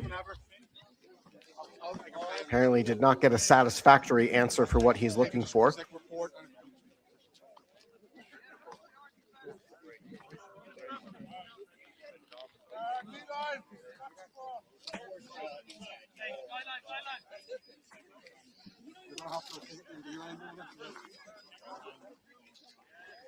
Third and 30 here in the early goings of the second quarter. Louth has scored on each of their possessions so far, 3 for 3. Whereas UCD had to punt their first full offensive drive. This is their second real offensive drive. Their touchdown came on a kickoff return. Toss play, looking for Sen. Got blockers out in front. Blockers away. It's going to make a couple of 10 miss. It sets up a makeable fourth down, but does not get them the yards needed for a first. Don't go too far up, boys. Play calling. One way or the other. Call from the benches to make sure the offense has a clear view of the play calling.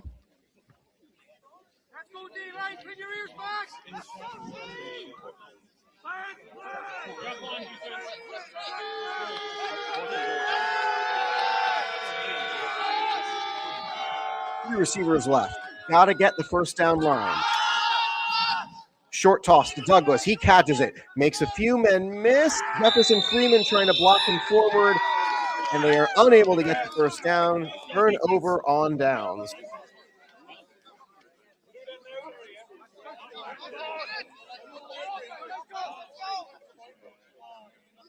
UCD's defense returning to the field.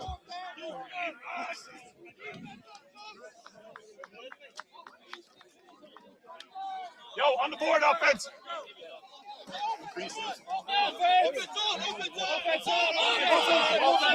Wait.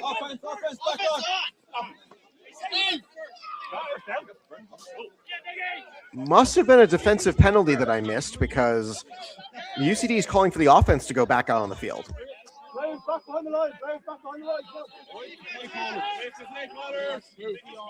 Never mind, defense is going on the field.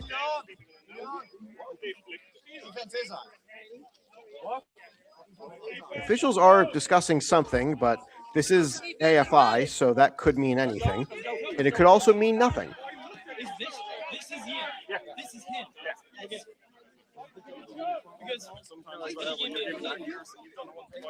Now 2 more officials are going to discuss something on the far side of the camera.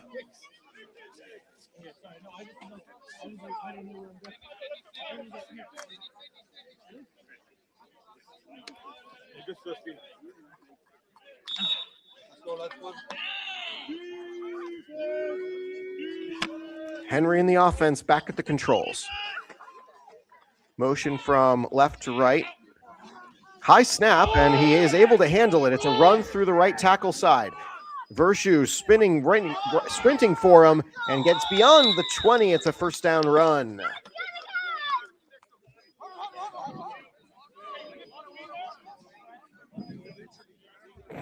The officials are the stars of the game. Not everybody can be Tim Donaghy. That's a basketball reference for those who don't get it.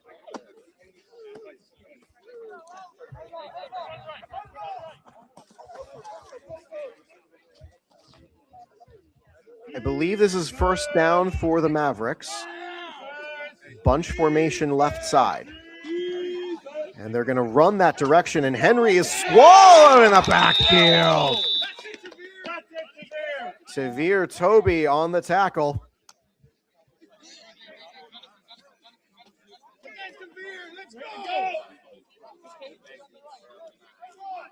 Toby wearing a slightly different number to what I'm used to. He normally wears 63 was the number I was given, but 71 is what he's wearing. After the first down loss, he breaks through the line again. It's a deep ball, and Harry Wattor, the interception. Watchorn in coverage, and the ball sailed on Henry. From the 45, UCD goes back to work. Let's go. First drive for the Mavericks did not end in a touchdown. Part of the consequence of hearing the chatter from the sidelines, which I need sometimes in order to understand things that I can't pick up because I'm not there. You're going to hear a lot of swearing. These are athletes, after all, and these are coaches, and sometimes that's the language you have to talk. Apologies for any children who might be watching and are not used to that language being thrown around. Don't worry, you get used to it. 3 right side, 1 far out to the left. Mooney again. Takes the snap. It's a handoff. And Niall Coogan is not going to get through. That's a loss of 2. Back to midfield he goes.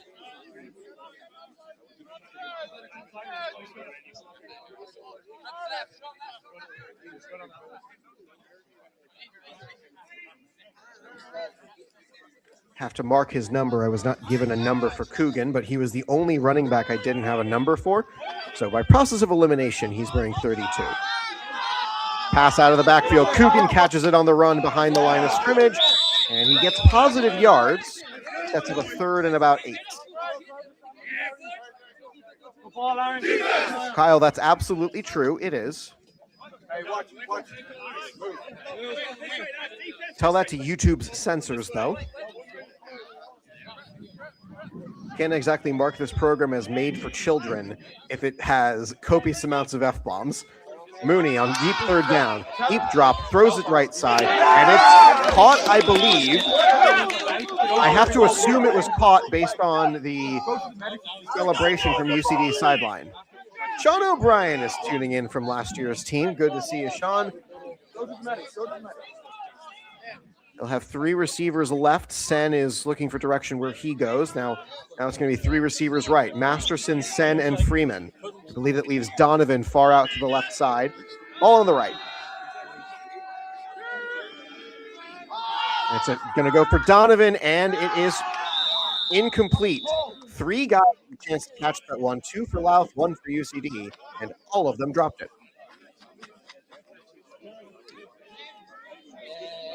Watchorn's interception is what set up this drive for UCD, down by 14 to the recently promoted Louth Mavericks. Undefeated in Division I last year, ran roughshod over them, came to the point where I called them the Dundalk Demolition Crew. 2nd and 10. Mooney throws it over everybody's head. Miscommunication out there. Wanted Donovan, but Donovan cut in. Pass went out.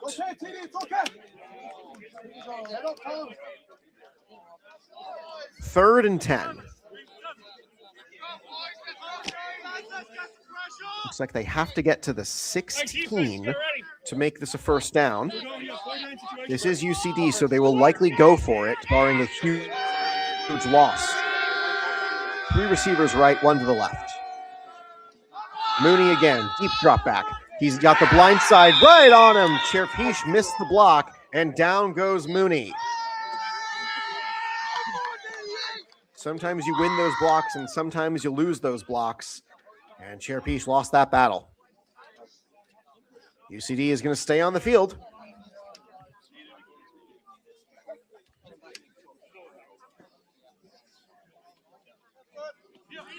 Receivers will switch to the left. Ball in the middle of the field. Freeman, the only receiver right.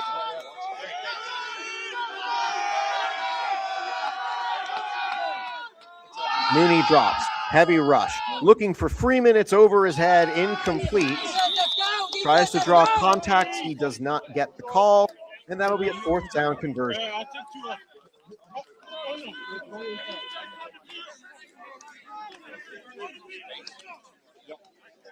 Two turnovers on downs in a row. Hey, let's go. Come on. Let's go. As a high-scoring first quarter has yielded way to a stop-and-start first quarter, a second quarter, that is.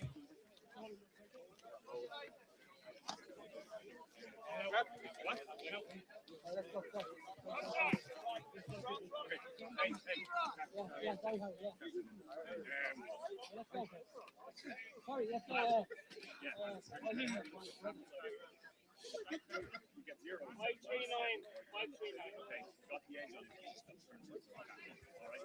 Sweeney, O'Connor, Toby, and I can't tell who the fourth guy is at the end of the line, are the four up front for UCD.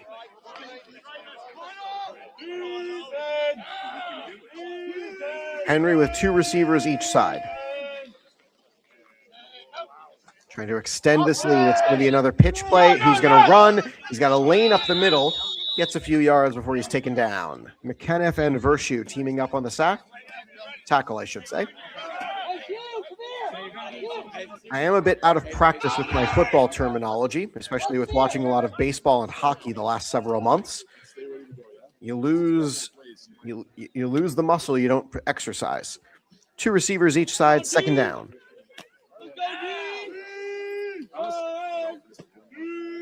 Henry waits, high snap, and bungled the snap, so no gain on the play as McKenniff meets him at the line of scrimmage.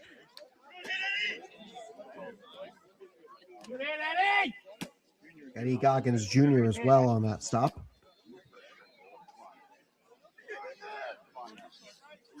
Orlando Cole there, whatever it was. Chance for UCD to get Louth off the field. UCD will receive the kickoff to start the second half, and they have 3 timeouts remaining. Louth has 2. And actually, either they're discussing a penalty or someone has called a timeout. I believe they're discussing a penalty. Oh, referee's timeout. Okay. Again, these are the reasons I need the lines open. Oh, we got a head injury, it sounds like. At least that's what I heard from Sweeney. And whoever it was is going to come off the field. Or actually, that's not I don't believe that was a guy playing. He had his helmet off the whole time.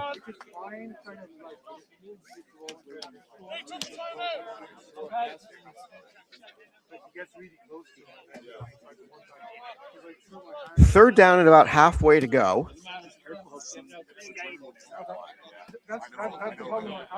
Big chance for UCD to get off the field here.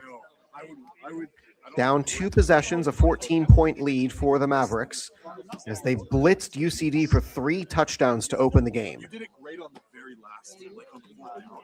Your kick was super square, and then we got to the hips time a little later. You couldn't fucking do it. It's so slow. Right. And then the other times it's like you bring down a guy and like you never can sure like I can never remember like one time I had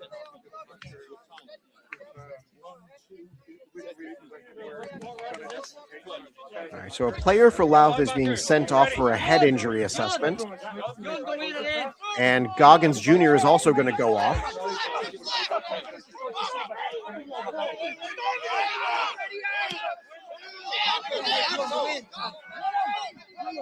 So Goggins Jr. and the man he collided with on the tackle are heading off for a head injury assessment. I didn't catch a number for the Mavericks. Goggins Jr. was in formation already, so he had to come off. So someone had to come on to replace him.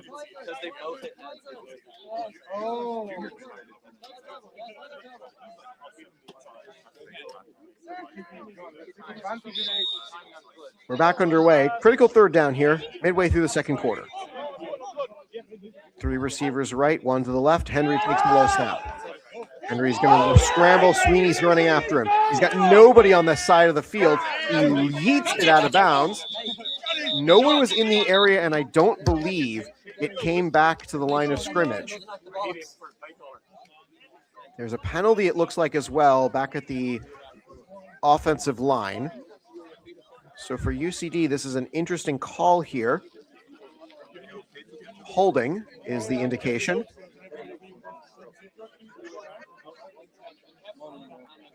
And it looks like they're actually going to accept the penalty. Hey, Kavir, one more. Okay, Alex.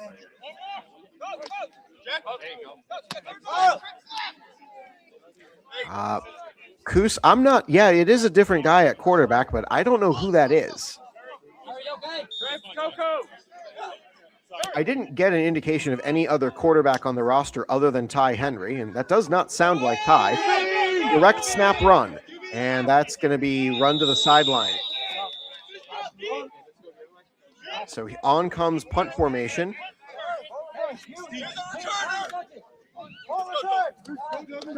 So certainly an interesting moment here for both squads. You're in, down go. Go, offense, let's go. Offense, you got it. Hey, let's go. As there's also, this is a player down for Mavericks as well. I believe this was the quarterback on the last play, and someone's coming off from the sideline to check on him. Lads, offense, let's lay down, let's go.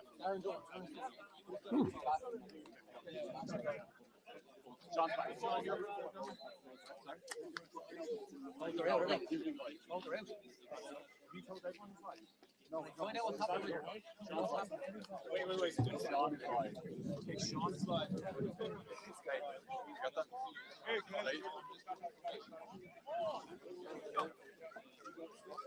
All right, so now he's coming off.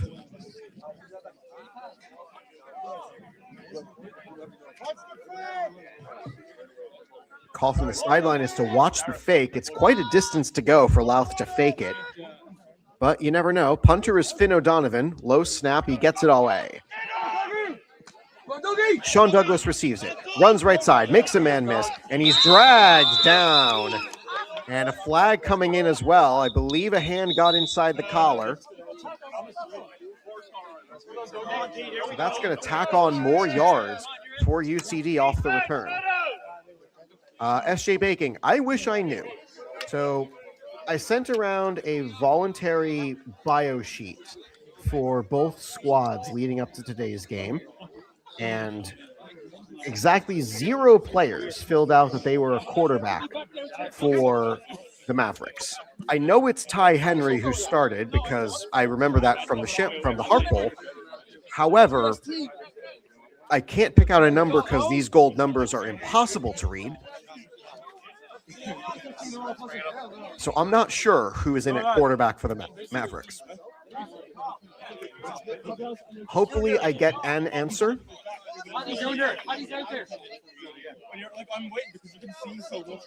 Yep, another horse collar tackle, and that's another 15 yards tacked on. So UCD's drive is going to start roughly where their last drive ended, at the 39.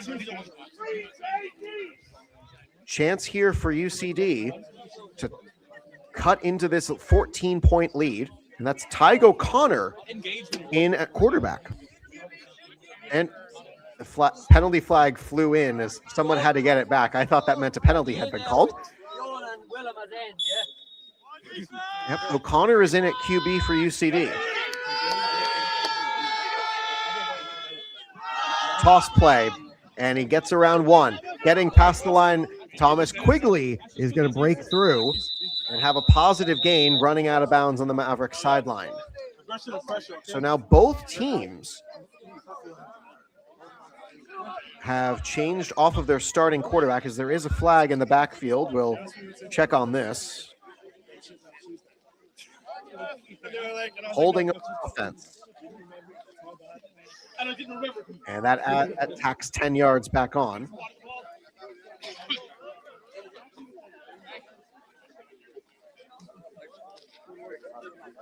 First and 20 following the holding penalty. That sprung Thomas Quigley for a run.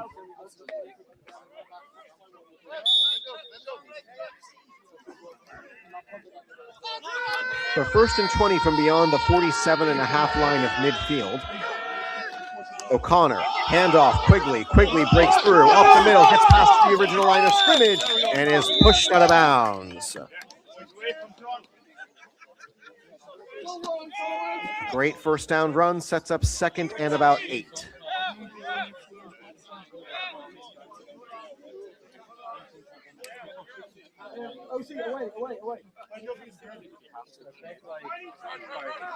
I'm not sure what happened to Aaron Mooney, and he did go down hard on the sack that set up the 4th down play.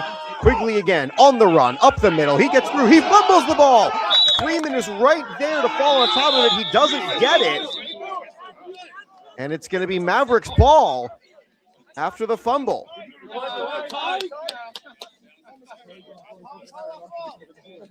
I believe it's Mavericks ball. The signal is certainly Mavericks ball, but maybe they're saying Freeman had it.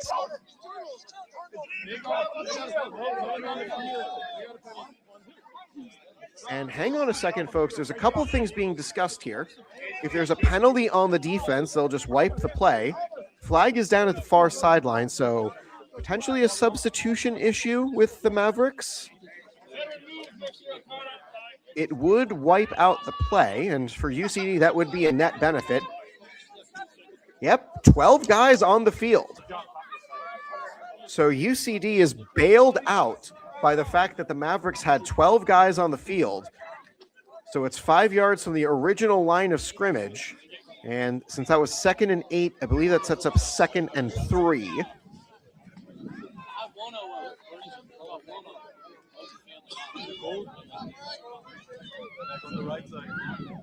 So instead of a long 1st down run that turns into a fumble, it is a 2nd and short for UCD.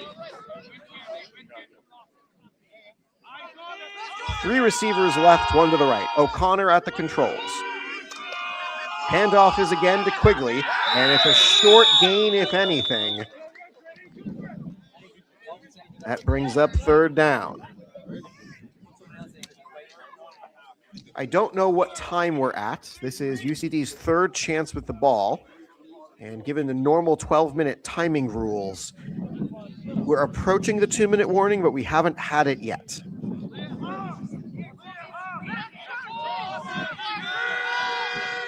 Three receivers left, 1 to the right. Gotta have it 3rd down for UCD. Fake the handoff. O'Connor running away from pressure, and he gets the ball away to Quigley, who could not escape and turn around in time to catch it. 4th down and short. And now another player on the sack is hurt for the Mavericks.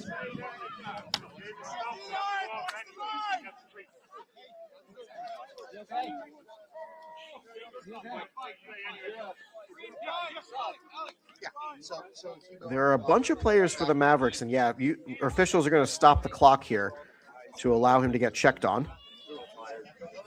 Yeah, Karen, I wish I had access to a clock of how much time was left. My job would be infinitely easier if I did. But time is kept on the field as I'm trying to zoom in. I believe that's 44. I believe that's Joe Buchanan who went down. Buchanan, the County Down native. This is his 1st season with the Mavericks after a lengthy career with the Pregame Cowboys. This is his 11th year playing football.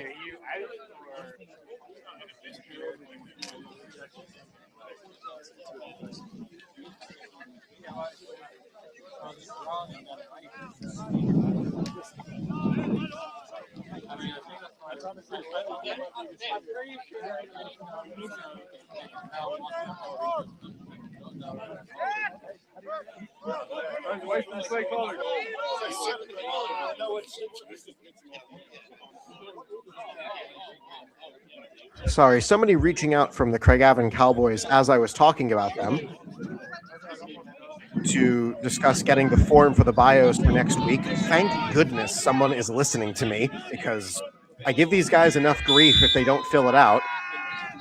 4th and short. 3 receivers left. Quigley motions that direction.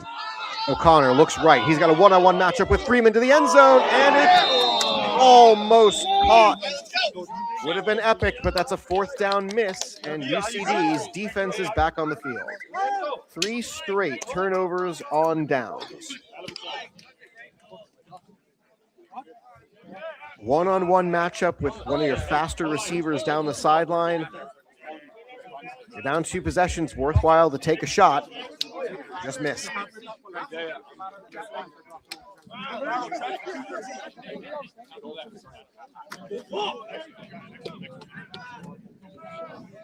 You might be able to hear the coaching staff telling Jefferson, next one, or perhaps that was Tig. But again, make your shots when you have them.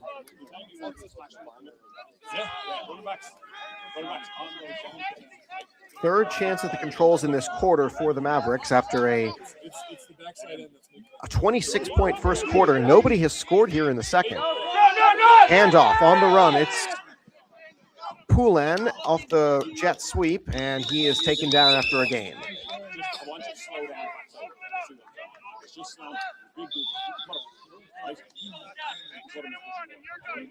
All right, we have now reached the 2-minute warning. I can definitively say how much time is left. 2 minutes. Jason, I appreciate you. Thank you. You didn't need to out yourself that you were the guy reaching out to me, but I do truly appreciate when people fill out the bio form. You may be noticing my scatterbrainness. I've got 5 sheets of paper out in front of me. I got Post-it notes where I'm writing down the drives. I've got the roster bios on a separate computer. It's a production here. If you've ever seen views inside the booth at a professional or college game, it's even more chaotic. I'm just one guy. Second down here for the Mavericks. Snap comes a bit wide. Pitch is going to be, I think that's a tad forward. And it's a shot made. Dara Mooney, what a stop.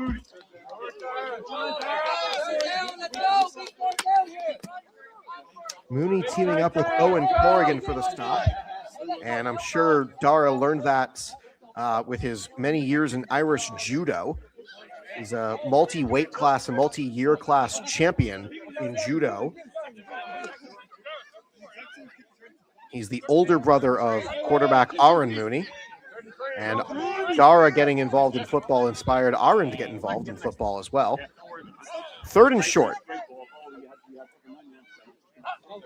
2 receivers to the left. It's a run up the middle, and it's stopped. Toby teams up to take him down. And this is going to be 4th down. UCD is sending Pete Masterson back to return the kick. I haven't seen a signal for a timeout yet to stop the clock. Yeah, Tavir Toby is having an amazing game so far. That's his, I believe, 3rd tackle for loss, at least that I can identify for sure.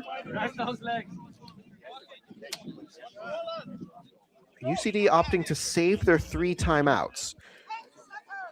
The clock does stop for first downs, much like the NCAA rules.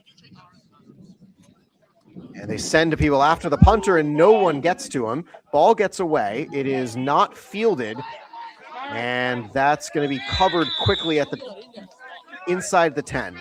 So great punt from Finn O'Donovan. Puts UCD in a disadvantageous position as they get set for their 4th drive of the quarter. At halftime, I'm going to have to take a break, but I expect people to have questions. Put them in the chat. I will get to them once I'm done and I'm back on my camera. I'll keep the view here, but again, I have to take a break. I've been sitting here for about 2 hours talking to all of you, so I need some liquids.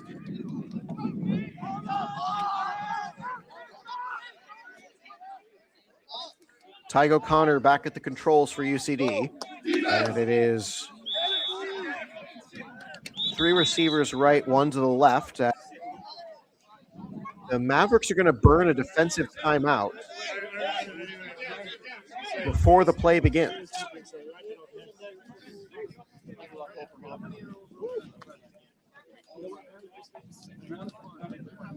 I was like, oh, trick play. You're 1-1 on the gunner. 20-6, the lead is 14 for the Louth Mavericks. We are so thankful for each and every one of you who has tuned in to today's contest. My name is Max Wolpoff, and for the 2nd season in a row, I am the voice of UCD American football. Sean, please tell your mother I am still using the mug that she gave me, or actually that she made that you gave me, which is the more accurate way to put it.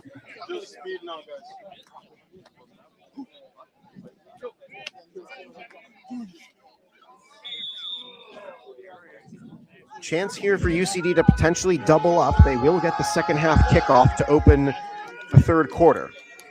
Tyke O'Connor in at quarterback. He's going to roll out for a quick throw. Throw behind the line of scrimmage is in the field of play. A short gain.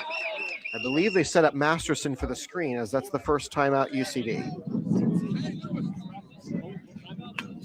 No, that was Lewis Stenson, who's going to go in. As the receiver on that play is, that's Masterson. Yeah, he's coming off. He's limping a bit after that tackle. So a short gain on first, sets up second and long.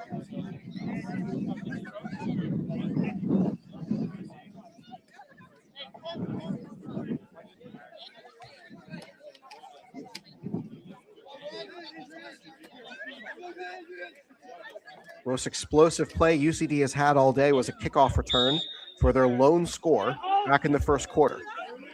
This is their fourth time with the ball here in this second quarter of action. O'Connor looks to his left, and Douglas catches it at the line of scrimmage, and he goes down right away. And that is halftime. So that's the end of the first half of action.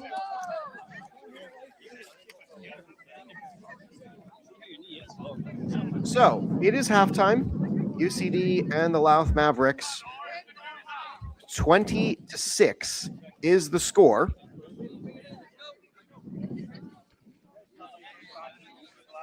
Once again, we can't thank everybody enough, as Tap House, the official bar, kitchen, and sounds of the UCD American Football Club, proud partners of UCD American Football, the site for your pregame or postgame party.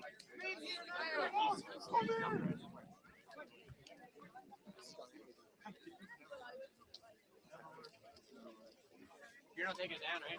No, I'll grab some.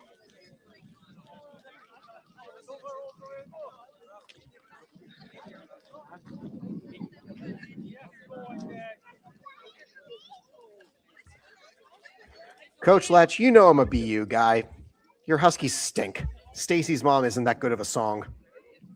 That's a very inside hockey reference for anybody out there. Stacy's Mom is one of the popular songs for Northeastern Huskies teams to play in hockey games and basketball games. I still believe Stacy's dad was right to walk out on Stacy's Mom, and I will stick to that. That is my music hot take for the day. As usual, we would not be able to pull these streams off without the generous donations of our viewers. So if you are interested, UCD's Revolut is on the left. We got Sam Smith's Venmo on the right, who, don't worry, she's the club secretary. She'll take care of getting this to everybody. But I need a moment to use the bathroom. So for everybody, I'll be right back. We'll start the second half soon.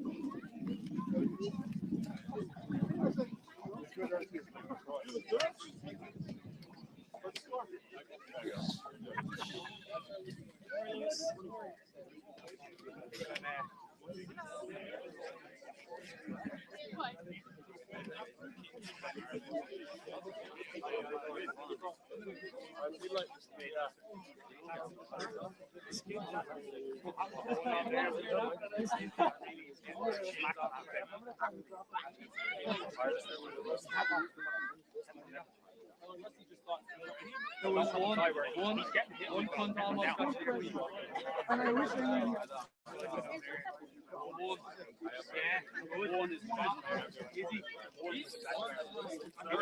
He's not. He's shifting.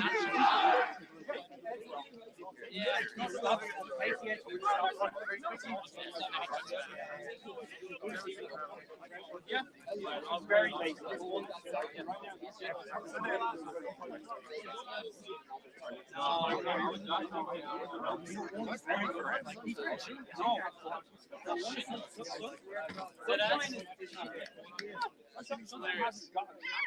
I didn't even number one.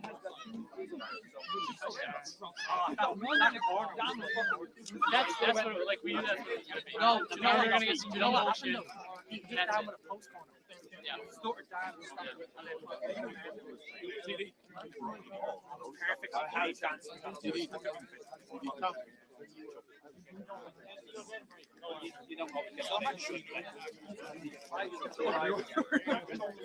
All right,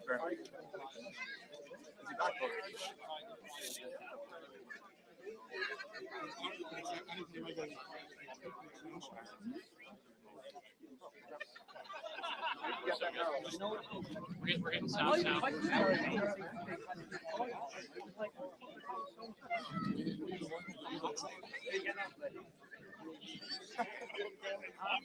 I'm just saying. I will say, you were very unlucky. Well, everyone on the sideline pregame throw a post. Like, here we go, and then he just jumped. Before the play, someone called me and said, "What's the best?" Then he hit you with a little. If they get us on that, well, but also that could be an option. I was just sitting and waiting. I thought the other thing. I thought you. When I was younger, I would have made that play.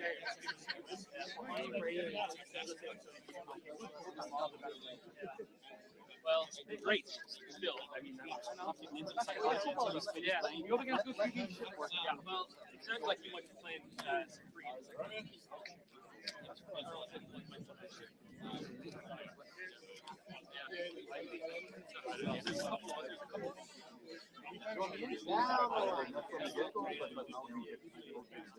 Okay.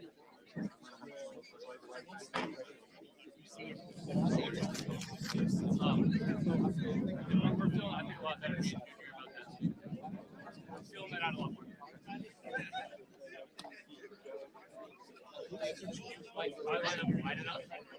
Like, he's got basically no choice. So it's either go all the way around me, or try to cut it back up.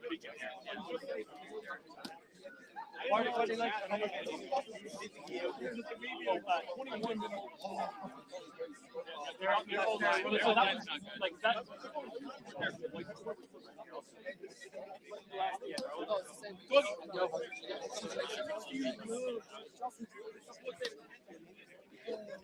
Welcome back to halftime, everybody. UCD and Louth Mavericks getting set to go for the third quarter of action.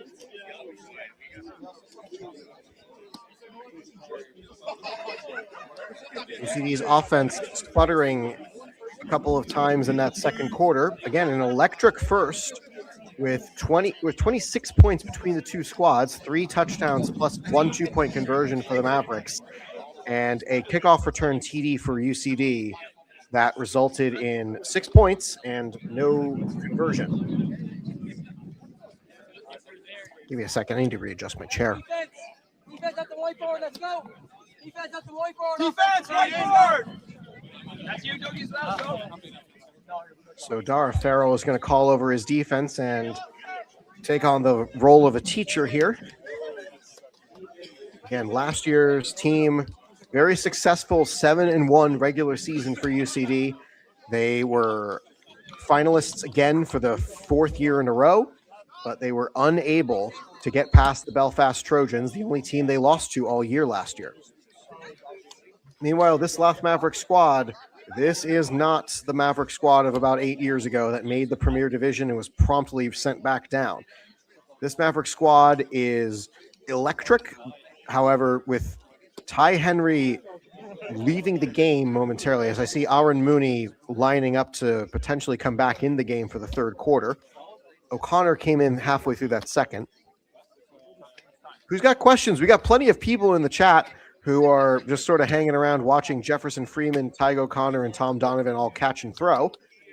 So again, there's plenty of time for everybody to figure this out. Nice grab, Lewis. I don't know if I necessarily have time to describe how I would fix the NCAA, as Kyle Freeman asked in the chat earlier when there was a delay. Now, we had a 1-hour delay to the start of this game due to UCD's team and their the provider that paints the field on their behalf not painting the goal line properly. So UCD went out, got some spray paint, and apparently they were able to give the goal line a nice gloss to be satisfactory for the duration of the game. As people have pointed out in the chat, if the delay lasted over an hour for a fixable condition, it would have resulted in a forfeit. So that would not have been fun for anybody associated with UCD. UCD's offense has yet to put together a drive that results in points. The only score came from the kickoff return. Meanwhile, Louth offense, they ran cold in that second quarter.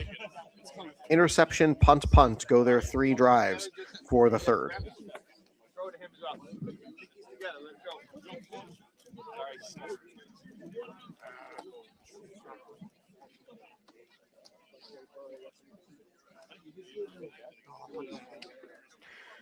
3 timeouts apiece. We'll be back on the board.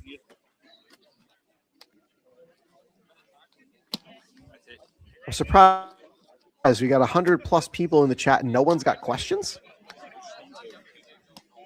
I mean, listen, I'll take sitting around here doing nothing, but I'd rather have some questions.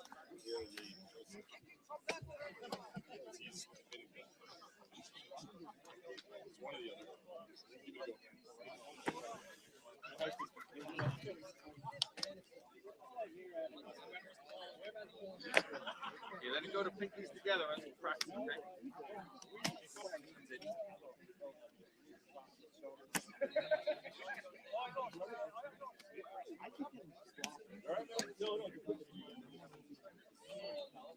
Two more.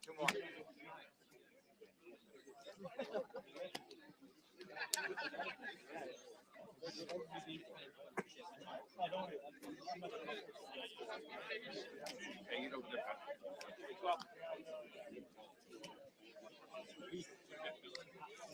start this way.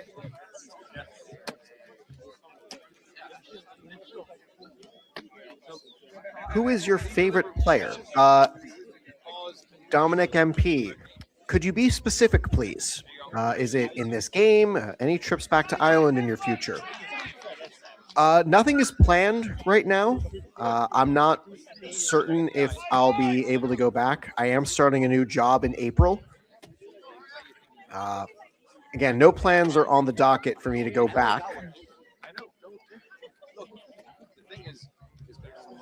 Again, I think I did the transatlantic travel 11 times in my tenure at UCD, if I combine the summer leading up to it and the winter after where I went back for graduation.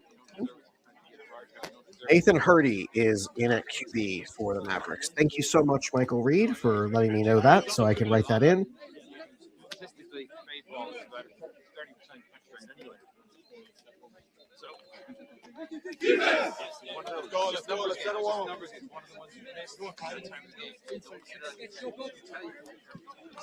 Hurdy, this is his 5th season in American football. He's been with the team since 2018 when they were in. Favorite to watch on the team. Oh, okay. This is going to be a nerd's pick, but I really like Stephen Alenki. Again, he's a lineman. He's a big guy. He's a strong guy. But it's very much a nerd's pick. Do I miss Guinness? I never had it, so I can't miss anything I didn't have. Yeah, I'm not sure if everybody in the chat knows this. I don't drink, like, at all. Alcohol is just not my thing, never has been. So moving to Ireland was certainly a choice. I did get offered many a time. It was the go-to nice thing for people to offer me, and I turned them down every time. So I can't miss what I never had.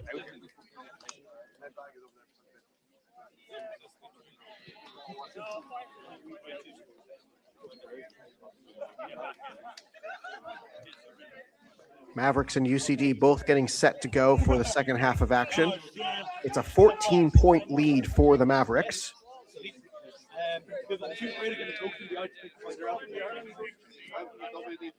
Oh, yeah. Hey, it's working. I'm flying around.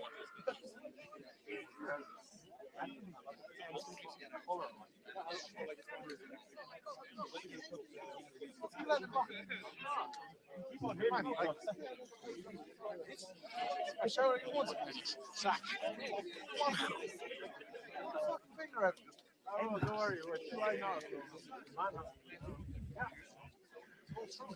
Brandon Poulin among those with touchdowns for the Louth Mavericks.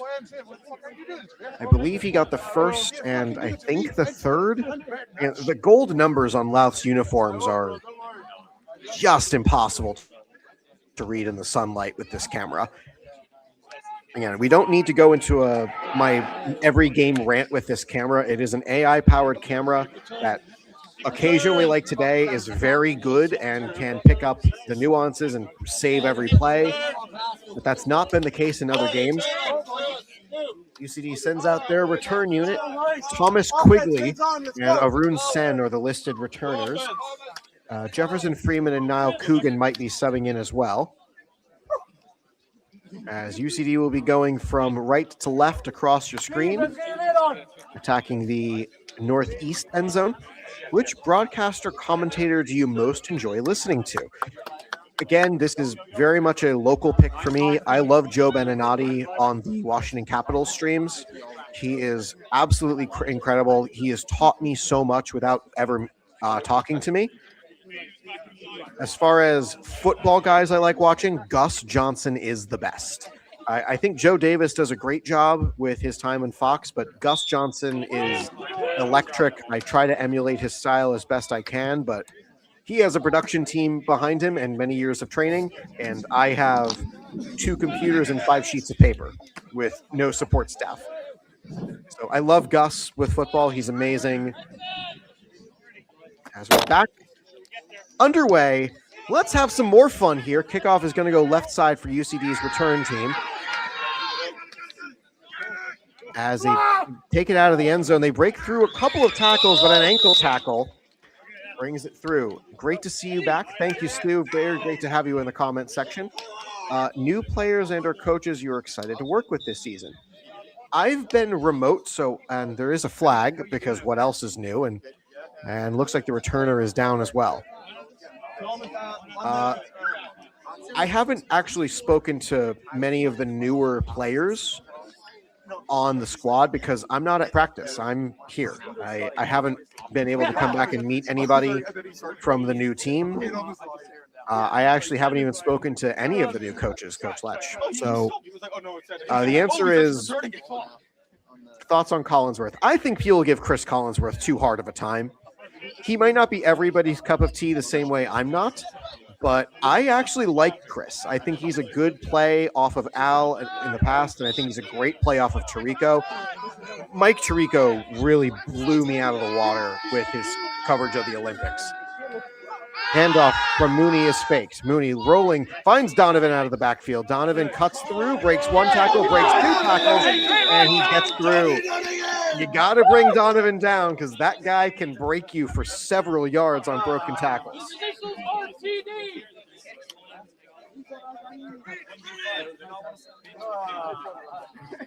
Those are my thoughts on Chris Collinsworth. I think too many people give him too hard of a time because he knows who he is, and he gives you the same performance every night. I like that consistency. Catch made. Tenson breaks the tackle. Tenson gets away from a second one, but he cannot get through to a first down. And it's a late shove, and it looks like the Mavericks say they've got the ball. It was heading out of bounds anyway, so Mavericks said they got it. Officials say otherwise, and we're actually going to take the ball and discuss with our referee. So hold on, everyone. We might have an early turnover.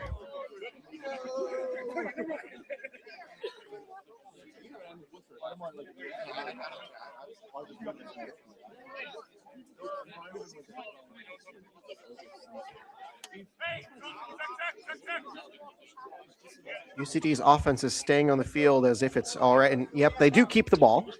So that run out title from the Mavericks was deemed not to be real.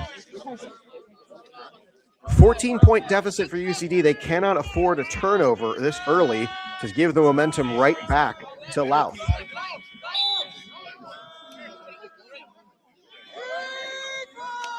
Four men down for the Mavericks. Mooney takes the snap with 2 receivers each side. It's a handoff, and it's a breakthrough up the middle. Coogan breaks through. And that is a first down at the halfway line. For those unfamiliar with Irish American football, that is, The fields tend to be repurposed rugby fields, which typically means the first down, the halfway line is a 45-yard line. The people who lined the field gave us a 47.5. And that's another run. Mooney kept it. I'm not sure if that was designed or I'm going to call it myself. Duffy and Masterson come off for Stenson and Sen. Donovan and Coogan are in the backfield with Mooney. Mooney left the game briefly in the second quarter.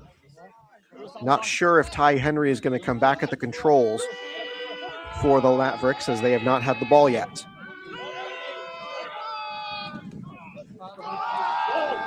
Bursting up the middle, getting through a couple of tacklers, and it's another good second down run for Niall Coogan.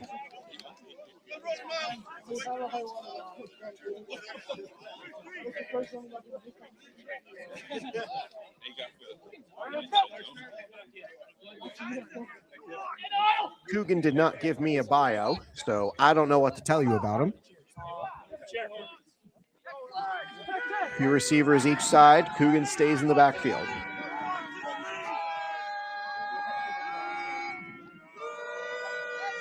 Mooney changing up the snap cadence as Coogan is met in the backfield and dropped. I don't know whether this is first down or third down. So there's another short gain. And they'll actually mark them back a little bit.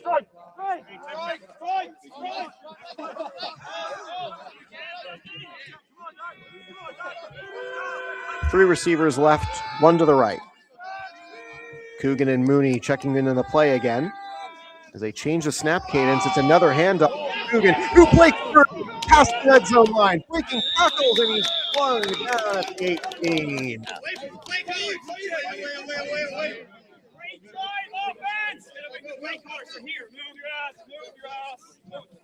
UCD's coaches are calling on the players to move away from the play callers so that Mooney has a clear view. This is among the many reasons the coaches for college teams have those big shower curtain screens. Allows everybody to see the colored uniforms and their synchronized movements.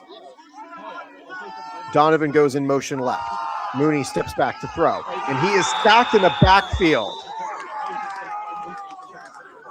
First and 10 becomes second and long as Mooney, he's in some trouble now. Leg got caught up a little bit on the sack, and I think they're going to stop the clock and take him out. Mooney is a father of one, his son Miles, as this is not looking good for him. Just an awkward fall with that sack. Early in the third quarter, this is UCD's first possession out of the half.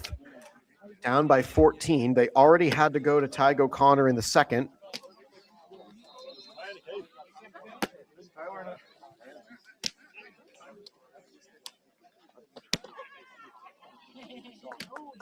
So Mooney, this does not look good. He does not look like he can put any weight on that right leg. As Hugh O'Connor and someone from the coaching staff are going to try to help him off. Back in goes Ty O'Connor.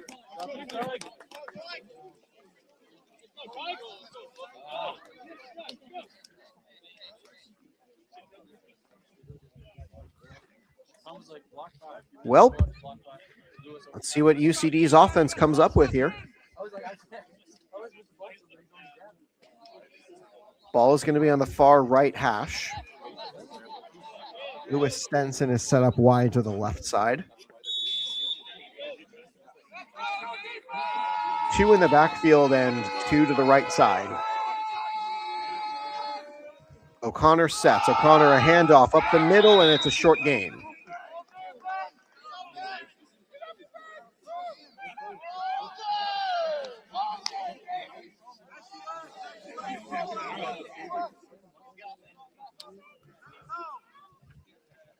Tig has played quarterback for the Irish Junior Wolfhounds, the youth national team of Ireland for American football. And after that short second down gain, following the first down stack of Aaron Mooney, 3rd and long here. It's a toss play for Coogan. Coogan will break through the line, get back to the 20, and no further.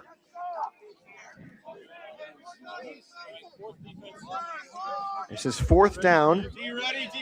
Worth noting again, UCD does not have a kicking unit, so they must get the first down with the offense to keep the drive going.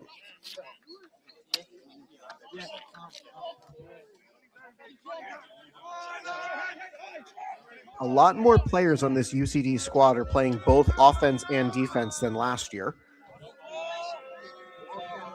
3 receivers left, 1 to the right. O'Connor has Coogan in the backfield with him. 4th down, 4-man rush for the Mavericks. They break through on the right side. Mike O'Connor's going to use his legs. He's got some space toward the pylon. He'll break free and get inside the 5. He is heavily hit. Got a first down and pops back up.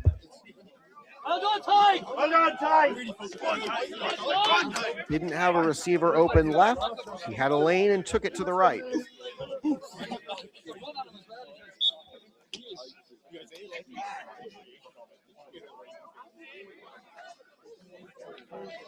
Three receivers stacked to the right side with just Stenson out to the left. O'Connor waits. He'll shift Coogan to his right side on the broken pistol. They toss it back to Coogan. He's got some blockers out ahead of him with the stacked receivers. Get close to the pylon and no. 1st and goal becomes 2nd and goal. Feels like a must-score drive for UCD to claw back into this game, make it a 1-possession lead. Kickoff ready?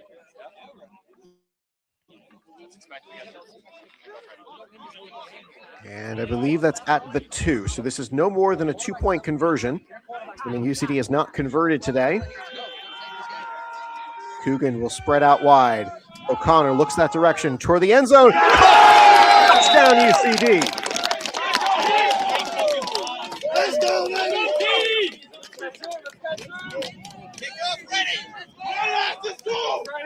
Eye candy there on the backfield motion. That set up someone to be wide open in the end zone. 8-point game, going for 2 to make it 6. As they'll now set up on the left hash as opposed to the right. It'll be 3 receivers right. O'Connor empty backfield. There's 2 receivers now left. O'Connor rolling right. He's got nobody open. It's tipped at the line, and that means it's no good. 8 points is the deficit for UCD. First drive coming up here in this half for the Louth Mavericks, as I believe a player for UCD is down injured. Way to run, Niall. Ready to run. Or at least getting up slowly. And yeah, just getting up slowly. That is Masterson, so that would have been a problematic moment. Graham, I was wondering where you were. Good to see you. Well, that would have been a problematic moment, as Masterson is listed as the kicker for this game, and no backup is listed. It's not like nobody else can kick the football. It's just that Masterson is the one who is listed as said kicker. 8-point lead for the Mavericks. Their offense scored 3 going this direction to start the game.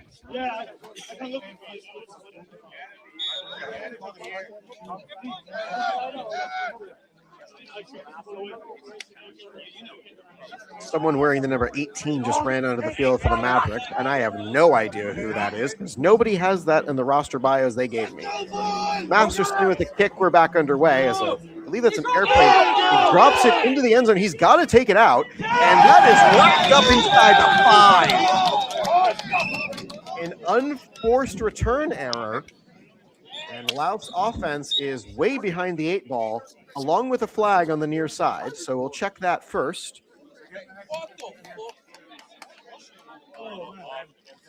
As given UCD's negative reaction, this is going against them.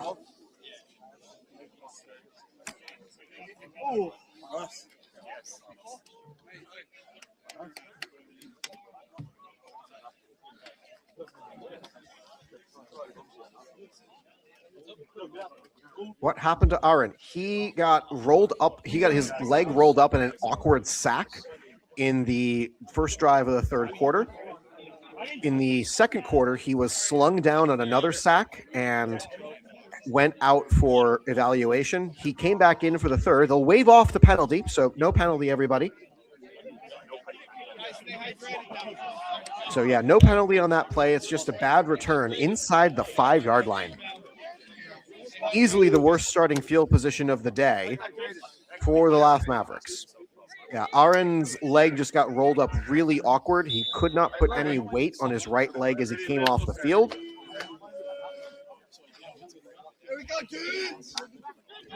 In the lead by 8, Mavericks are back at the controls. This is another handoff up the middle, and it's a short gain. Sean Douglas on the stop. That's Usheen McCarthy as well, number 31. Coming in from the linebacker spot. 2nd and long. I actually don't think they gained any yards on that play. 2nd and 10. No, he gained a little bit. 2nd and 8.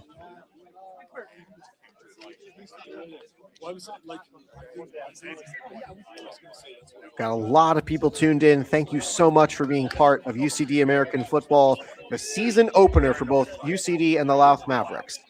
Shotgun snap. And Hurdy pitches it. And Butler getting the tackle, but beyond the first down line, this will reset the chains for the Mavericks.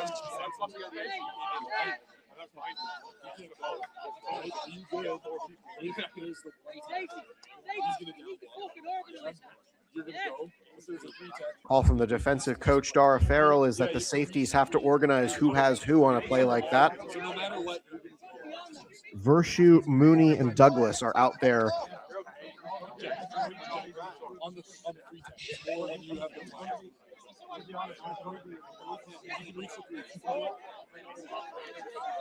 Motion from left to right. Hurdy again. This is a handoff. And it's into the teeth of the defense, and that's Severe Toby bringing him down.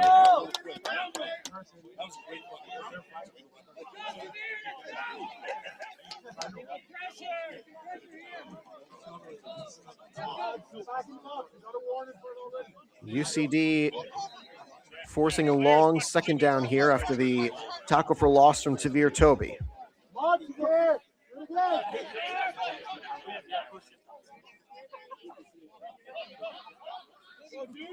3 receivers right. They set the formation to be spread out more. Hurdy is lined up to throw. Toby breaks through. He gets away from Toby. Hurdy's going to run. Hurdy gets around 1. Vershu misses a tackle. Running toward that first down line, and he'll be escorted out of bounds. As the play ends with a short 3rd down try coming.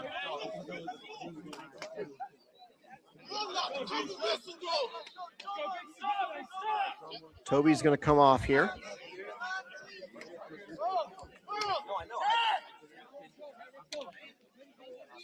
Hey, wake up.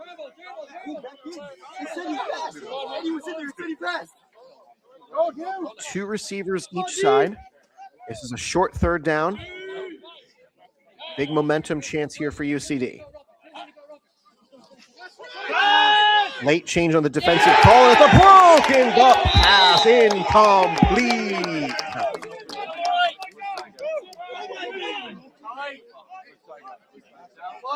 Hey, let's go. Let's go. Let's on offense. We're going. Ty Henry was injured on a sack as well. As this is a chance for, here's a chance for UCD. They are down by a full possession and have forced a 4th down here early in the 3rd quarter. What's the ball? They are within. And they are within the 5-yard range for any offense. Any defensive penalty will put this in a 1st down range. Watch that ball now. O'Donovan is the punter, and a whistle blew before the snap. Hey, good job, D. Whistle blew before the snap. Good job, D. I would win the late again.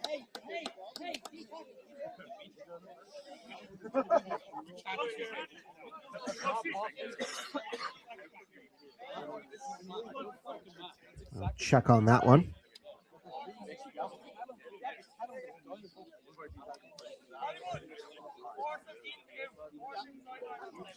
And it's delay of game. So Louth tried their darndest to make sure UCD jumped offside there. And it's really not a huge issue for Louth. They just move 5 yards back and try again. Now UCD is going to confidently walk up to the line and try to rush. So Donovan takes. Rush from the right side. They get it away. Douglas is back to receive, and I can't tell whether he caught it. I guess he did because they're still blocking downfield. I more saw the blocking than I saw the return. So Watchorn. Well,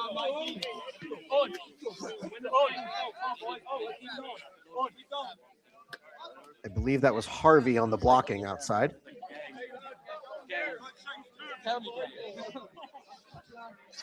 Well, 8-point lead,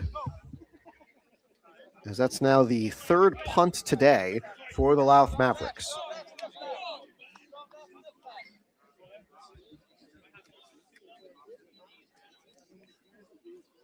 We're partway through the third quarter of action. This is UCD's second chance with the ball.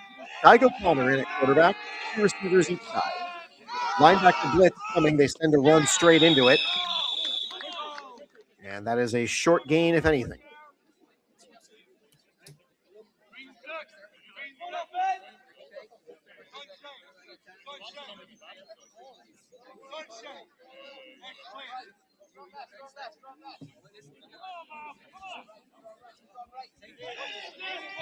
Two in the backfield, 2 to the right, 1 to the left. Second down. And they will send it with Tig on the run. Tig is going to bootleg out and just gets to the line of scrimmage if he gets there at all. Donovan got beat on his block.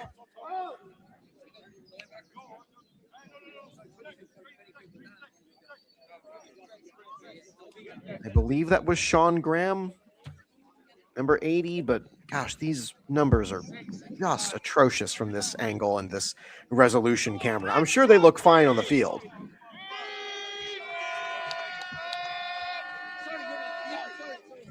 O'Connor drops back. Oh, he's blitzed from the backside and he's wrestled down. He got the ball free to Camille Cherpiche, but I don't believe that is an eligible receiver. So either way, this is going to bring up 4th down.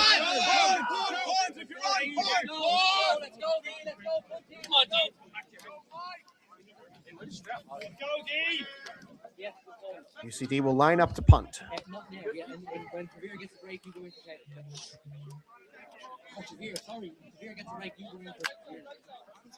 Am I going in or no? Yeah, your start. Yeah, your start. Okay, cool. Okay, so how do you get that? Yeah.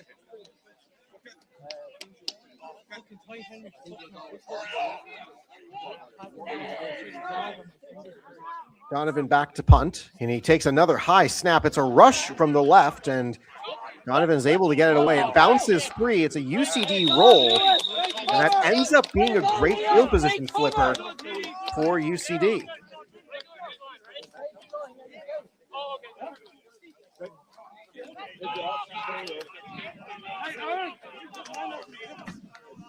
Not much we can do.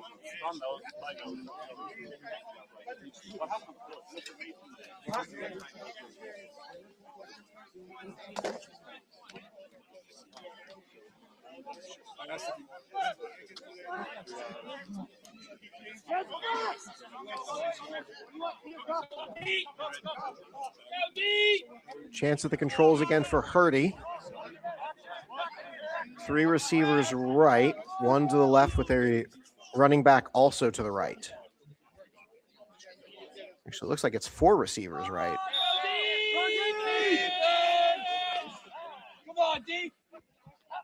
First down from the 40. Hurdy on the pitch play. And a leapfrog over Dara Mooney. What a leapfrog in O'Donovan, everybody.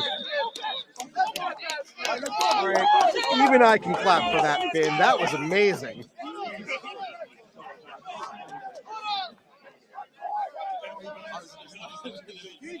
Let's go, defense! For a guy whose first time watching football was the Super Bowl 6 years ago, hot dang, what a leapfrog.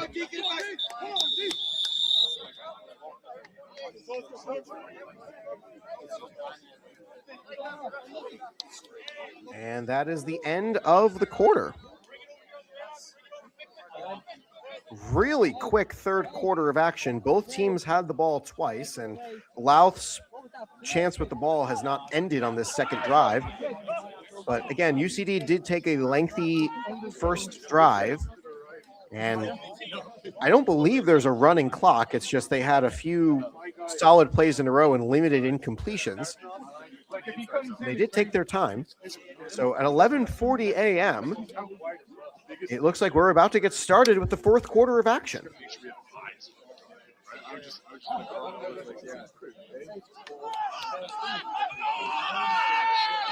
So 12 minutes back on the clock, fourth quarter to go, 8-point game. The Harp Bowl champions from 2025 face off against the Shamrock Bowl runner-ups.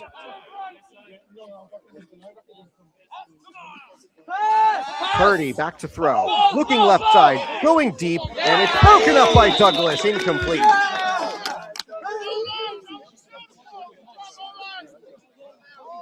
you were there, Harry, you were there. You were there. Left tackle on this side. The whole half of the back of the jersey. Left tackle. Handful of jersey across the back. As usual, UCD's coaches are working the officials to make sure they see real or phantom penalties. Not unusual in sports. That's a very common occurrence. Purdy, pitch play. And he's run straight into. Oh, wow, what a big man Dan Vershu just swallowed that play whole. Wow, what a hit.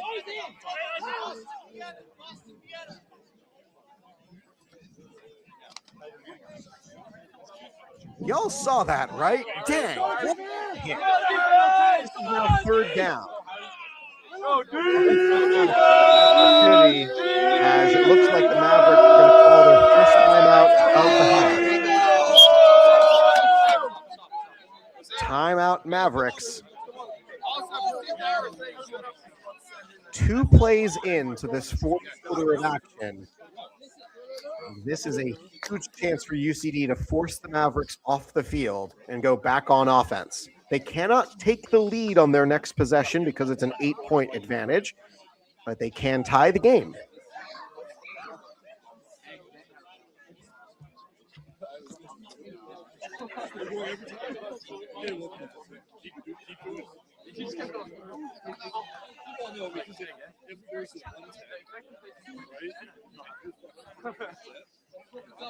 Mavericks, UCD, fourth quarter, 1 possession game, and the Mavericks come out of the timeout with a long third down.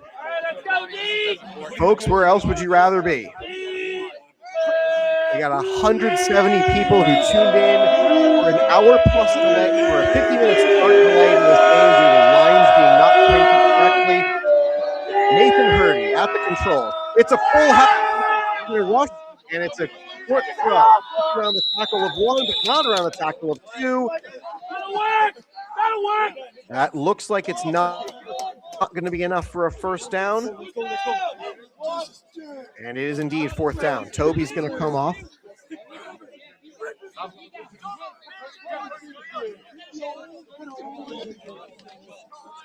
Hugh O'Connor is got out instructions to the new D-line. Actually, it looks like they're going to go for it. UCD sent a full house blitz on the last play. They send fewer on the rush this time. 4th and long. Looking down the middle of the field, and it is Maverick! A huge all-in gamble, and the Mavericks cash in.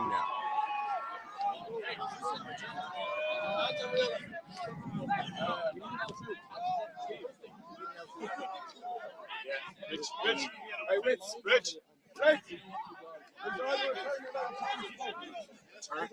26-12. And in a game that is slipping away from UCD on the clock, that feels like it's a dagger. Quite a gutsy call for the Mavericks to send a lengthy fourth down from the offensive half of the field. Wow, what a throw, what a catch, what a run. They'll line up in a more normal offensive formation here on the Mavericks, including a blocking fullback and a shotgun snap. Run to the right side, and he breaks through, past the line for 2 more.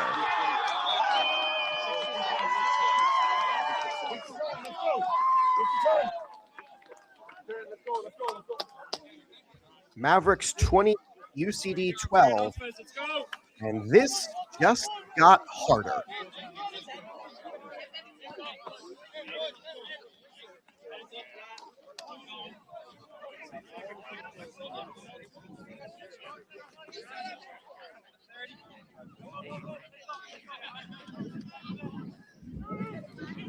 Eugene Finn, the one with the catch. Finn is used to high-level athletics. He played for Dundalk FC in the youth program from 2016 to 18 and made the senior team's bench for a couple of games. He's played goalkeeper in soccer for most of his life, so he's used to probably catching those long fastballs like that. Didn't start playing American football until the pandemic.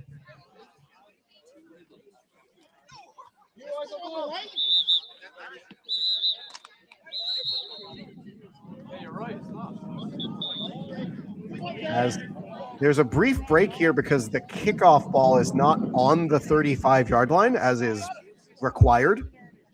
You're not allowed to edge that ball up.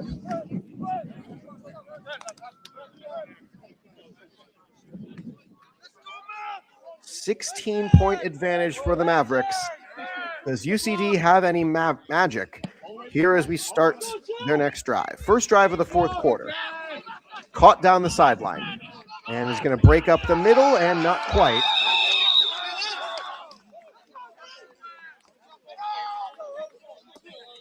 That's not the bio he gave me, Stephen.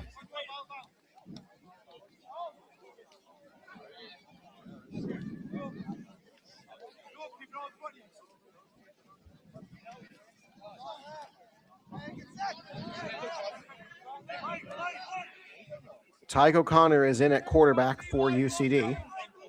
This team will be right back at it next Sunday against the Craigavon Cowboys. Well, I got the bio from him, so good luck with that. Thanks, Mac. Hand off and swallowed in the backfield. That's not going anywhere.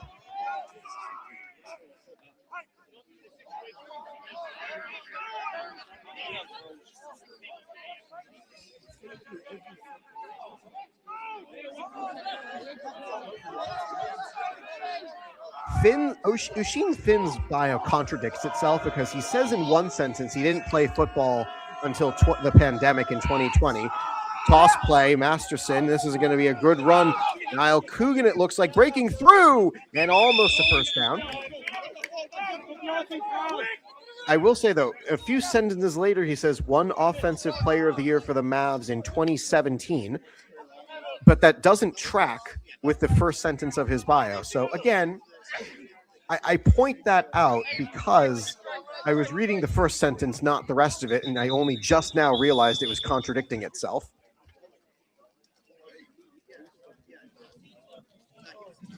It's not like there's a central registry of rosters to go through for each and every game from the Irish American Football League days.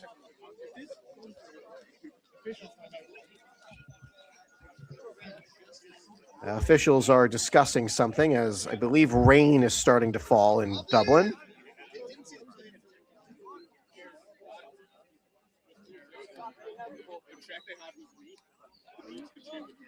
That's Thomas Quigley as the referee is talking to him about something. Yeah, again, these bios are filled out by the players. So any issues with reality, I guess take it up with them. Hand off to Quigley, and he's taken down in the backfield again.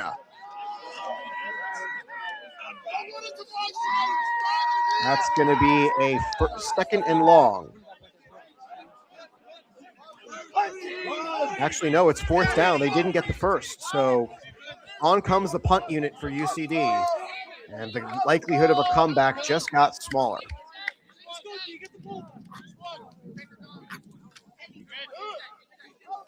28-12, Mavericks on top. Donovan is back for the kick. Dara Mooney out to snap it to him. Gets it to him quickly. And it's a high arcing punt. And this almost hits a player, but Dara Mooney is the one who has to get there. And that did not get a lot of net yards. A Louth Mavericks bounce results in a roughly 20-yard punt.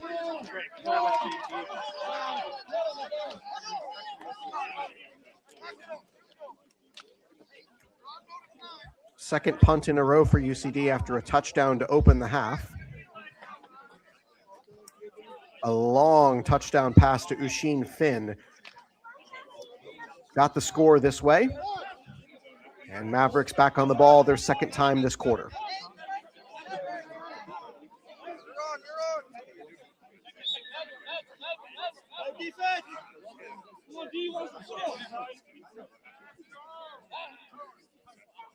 Two in the backfield, two to the left, one to the right. Purdy again, the handoff breaks through the middle. Up the middle he goes. Mooney on the stop. And another first down play.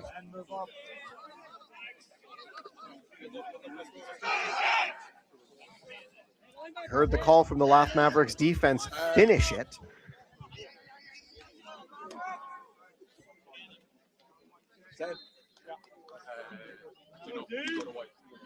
Scoring 3 times in the first quarter and then once here in the fourth.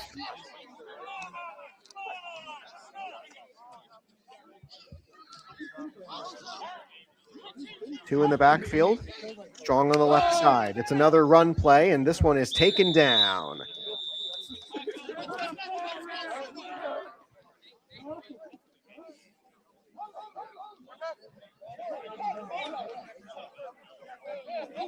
Second down as Vershu gets up after the tackle.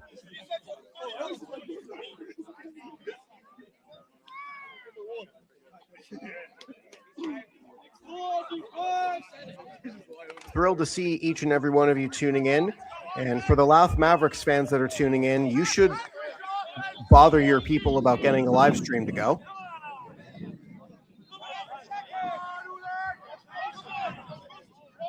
Purdy sends a man in motion. That's Brandon Poulin. Take the snap. It's a high one. He had to jump to field it. Toby looks like he was held, and believe that's going to be a penalty on the Mavericks. Catch is made. O'Connor on the stop.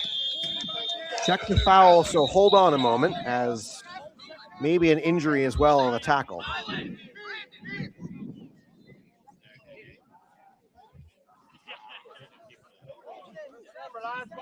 Let's go. Come on, we're all right. Let's go.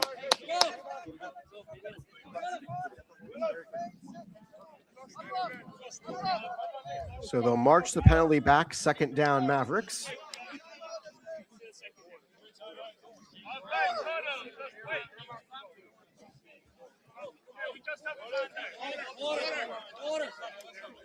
The Louth Mavericks have walked into UCD and have punched the students in the mouth here.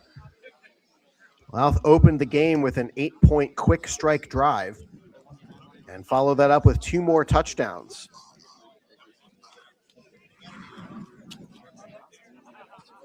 I'll run through UCD's schedule again. It's a very home-heavy first half of the year.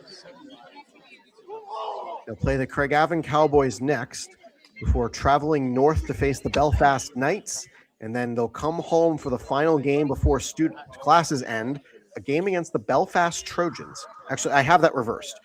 They'll face the Trojans in week 3, and then they'll go to play the Knights, because then they go north again to play the Trojans. I had that reversed, my bad. UCD is playing a difficult schedule this year, but it is still more than likely that UCD can eke out a couple of wins through the schedule and squeak into the playoffs. looking for their 5th appearance in the Shamrock Bowl in 5 years. Toss play to Poulin. Poulin jets around the edge and to the right side. That's a long gain. I believe that sets up 3rd down. Part of the consequences of UCD having the near side is they keep the chains and the down marker on their side of the field to have control over it. So as a result, I can't see how far to go for the 1st down on the far side of the field. This is some of the reason I like calling road games, because again, the home team tends to keep control of the chains. And because UCD is on the opposite side of the home team, I get to see the chains. It's a very personal, selfish reason. 2 receivers left, and they'll switch positions. Hurdy back to throw. Traditional drop back. Look, lofting it to the end zone. And broken up, nobody caught it.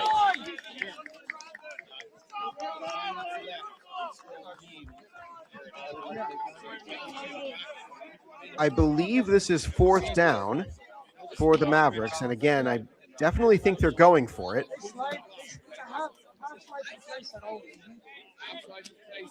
Yeah, Michael, again, from my perspective, it's more beneficial to have the chains on the opposite side of the camera. Mavericks are going to call their 2nd of 2 timeouts.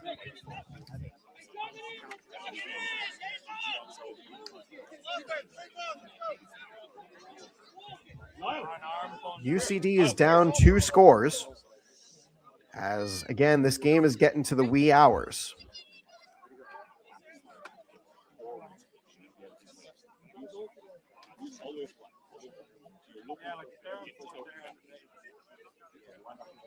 Thank you to everybody who has tuned in to watch today's contest. With this timeout, I'll take the moment. If you're so inclined, our Revolut link is on the left, our Venmo is on the right. Again, we cannot do these games without support from our viewers. We had a huge amount of donors last season. We are so thankful to each and every one of you who did. If you find it, if you have the money, please send us something. And also remember, looking for your post-game, pre-game party? Try Tap House, Bar, Kitchen, and Sounds, the proud partners of UCD American football.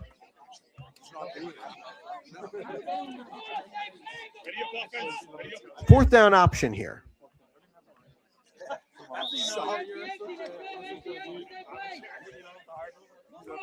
Stack at the tight end formation. 2 receivers left, 2 to the right. Birdie with an empty backfield. High snap, he takes it. And it's a heavy rush. He throws up a hope ball, and it is broken up, incomplete. Into triple coverage on a 4th down conversion. Offense back on the field.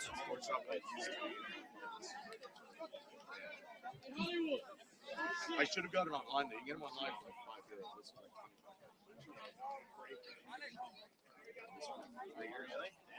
€5. When you're not wearing it. UCD will get one of their footballs in. It's the first turnover on downs of the day for the Mavericks. They have turned the ball over in a traditional sense with an interception. It's the only turnover of the day. Catch from Harry Watchorn, by the way. 3 receivers right, 1 to the left with a pistol set backfield.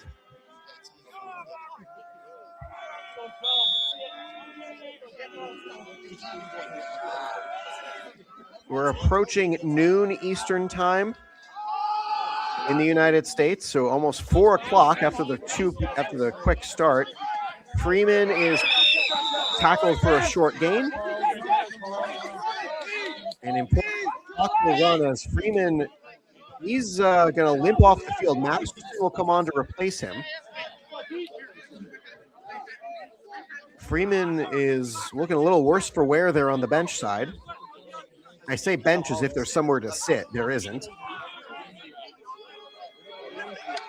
I always thought Sean Douglas was the smartest one for bringing his own chair. O'Connor again, out and caught. And it's wrestled down middle of the field. Looks short of the first down. Yes, it is.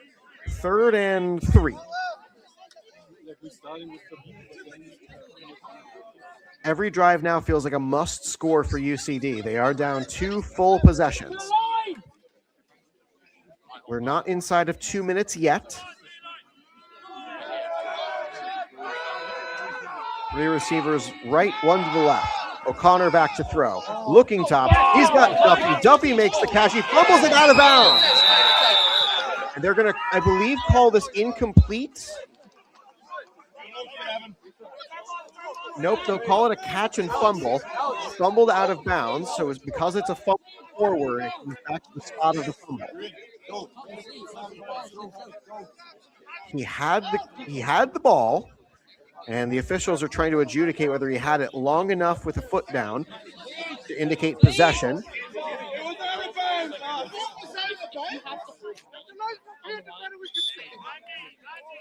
And they'll stop the clock for the injury behind the play.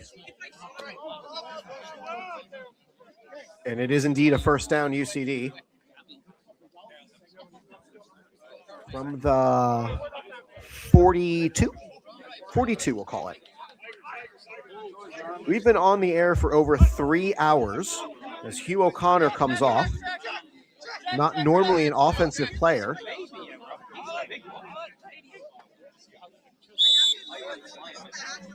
O'Connor back at the control, sends 3 receivers to the far side, long side of the field. And in the backfield with 1 to the right. And a lot of people jumped early there. Who jumped first?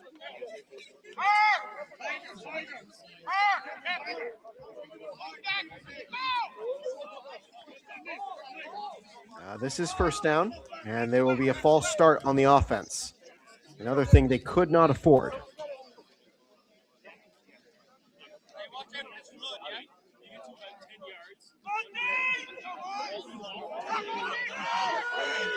Three receivers far side of the field. O'Connor back to throw, rush up the middle, and it's going to be caught by Donovan. Donovan breaks a stiff arm. He gets to the first down line. Nearly another horse collar tackle. There's been 2 called on the Mavericks so far today. Hand got up in there in the high part of the collar, but Donovan was already out of bounds, and the defender yanked the hands. No point in the Mavericks finishing a play that hard. They're already up 2 possessions late in the 4th quarter. 3 receivers far side of the field. Duffy on the near side. O'Connor going to go for Duffy. Going out over the top. Duffy down the sideline. He caught it. Did he keep it to the pylon? No. He's short. Not quite a touchdown, but it sets up first and goal. It sets up first and goal, UCD from inside the 5. 28-12. Offensive play callers furiously trying to get a call in. O'Connor, 3 receivers left. Duffy back to the right. Cadence back behind the play, and it's was that dropped? Nope, they're going to call it a catch and a stop, so that's Coogan on the catch and loss of yards.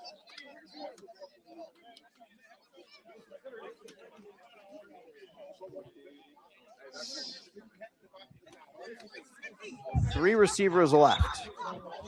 It's still first and goal. UCD almost certainly going for it on 4th down if it gets to there. Got 3 plays to get the first. O'Connor rolling, calling for anybody to get back open, back of the end zone. In the back. We keep it down.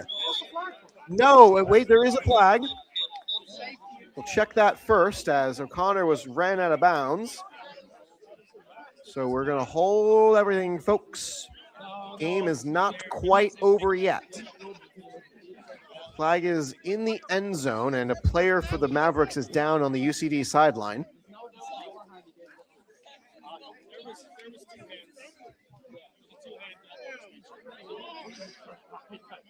As Dar Farrell attempting to help him up, and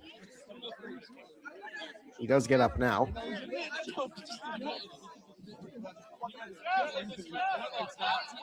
Looks like Sean Graham, number 80. As it's an offensive penalty, they knock UCD back even further. Second and goal from the 22. Yeah, second and goal from the 22. 3 receivers left, 1 to the right.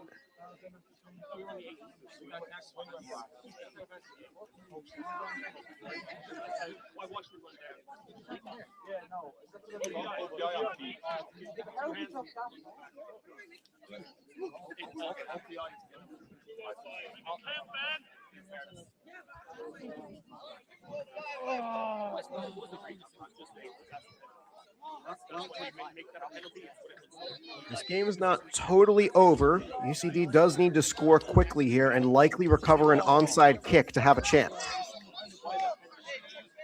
But again, game is not quite at triple zeros. O'Connor at the controls.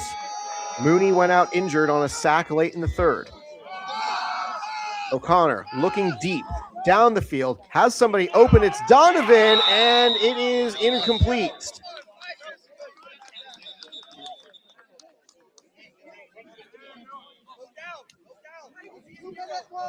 We're past the 2-minute warning now. UCD's got all 3 timeouts, so even if they don't recover an onside kick following a score, they have to hold the Mavericks to 3 and out. Again, it's a low probability of a comeback, but it is very possible. 3 receivers left, 1 to the right. This is 3rd and goal.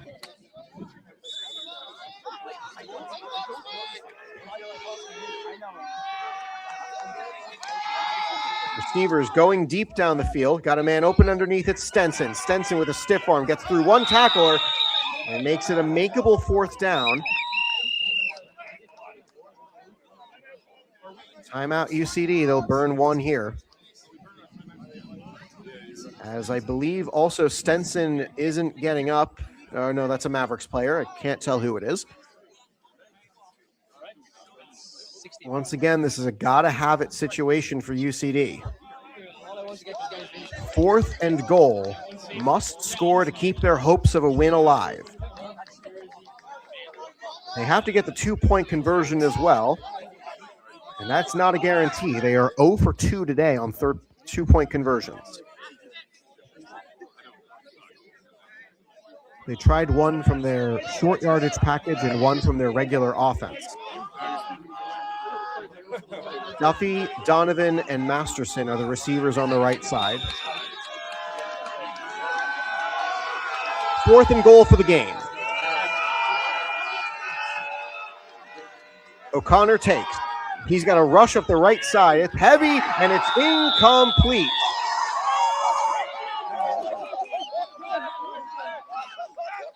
That should be your ball game. And a late flag after the play. This is well after the play, so this should be a turnover on downs, but I believe the penalty is going to force the Mavericks back. It's not like it matters for the scoreline purposes.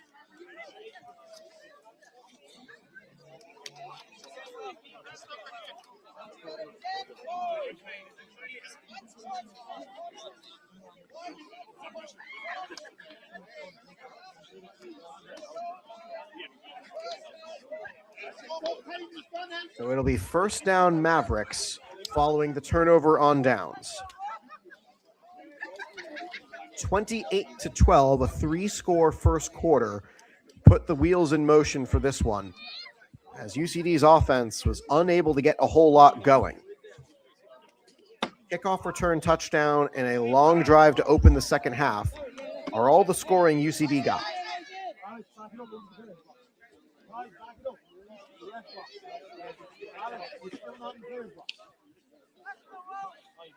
Mavericks do still have to run plays. UCD has 2 timeouts, so they can't just kneel on the ball and call it a day.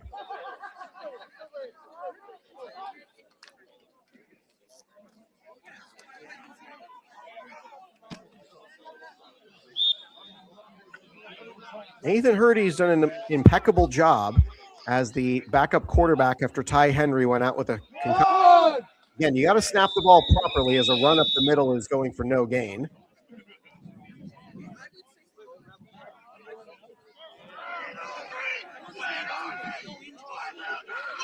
And it looks like Dara Farrell is going to not call his timeouts. You may have been able to hear he doesn't want anyone else to get injured. And down by 2 possessions, again, the likelihood of a comeback is within the 5%. It's very difficult to mount the comeback from this with 2 timeouts, not 3. So UCD trying to make sure that they're healthy for next Sunday. Snap is high, and it's a handoff and tackle for loss. Guys are still expected to play hard, and Toby has definitely played hard today for UCD.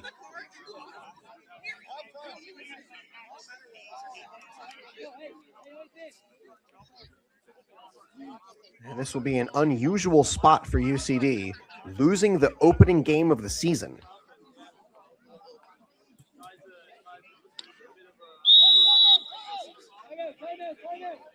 And now Dara Farrell is going to call a timeout. Clearly not liking something in their personnel. So the Louth Mavericks will move into 1-0. And give me a second to...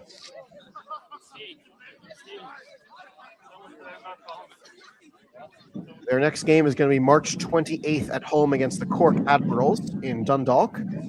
And meanwhile, UCD's next game is next Sunday at home against the Craigavon Cowboys. You can watch that game right here on UCD's American Football YouTube channel. Barring catastrophe, I should be able to stream that one as well.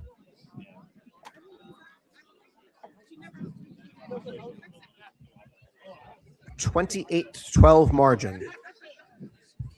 3 touchdowns in the first and 1 in the fourth.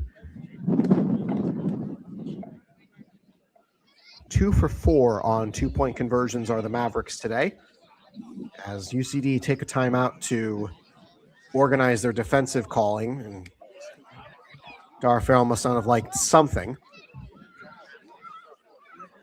Tomorrow in Premier Division action, Belfast Knights will be hosting the Limerick Vikings.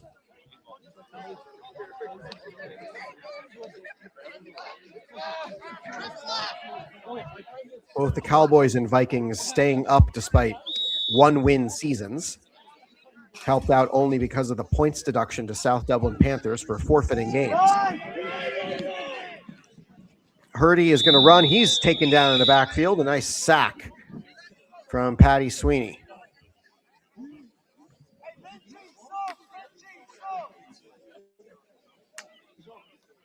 We are inside of 2 minutes in the fourth quarter. And it's looking like final will be 28-12.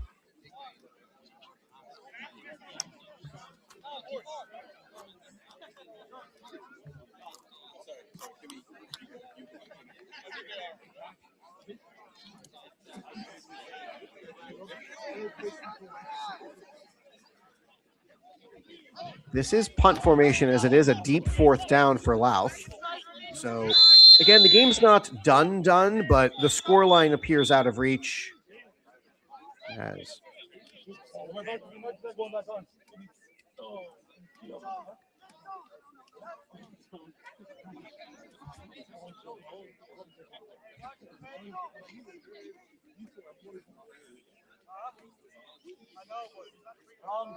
I believe this is going to be a delay of game to mark the play back half the distance. It's not like it really matters.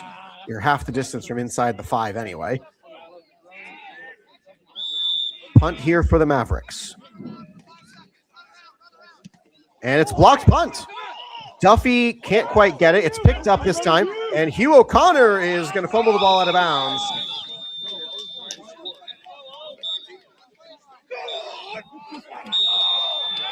And they'll call the game over.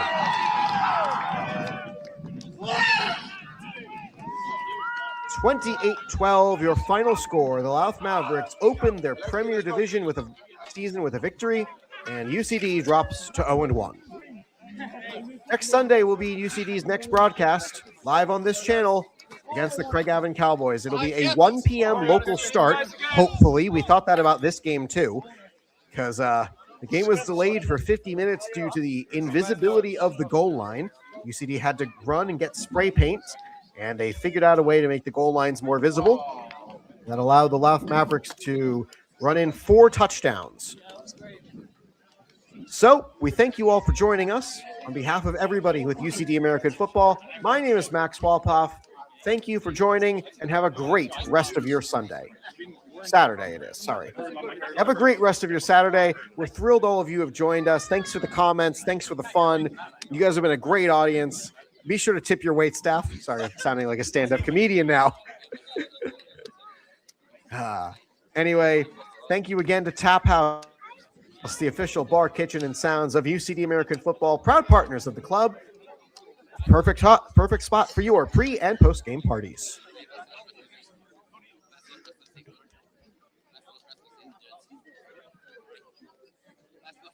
UCD or Mavs? We'll come back to 5 seconds.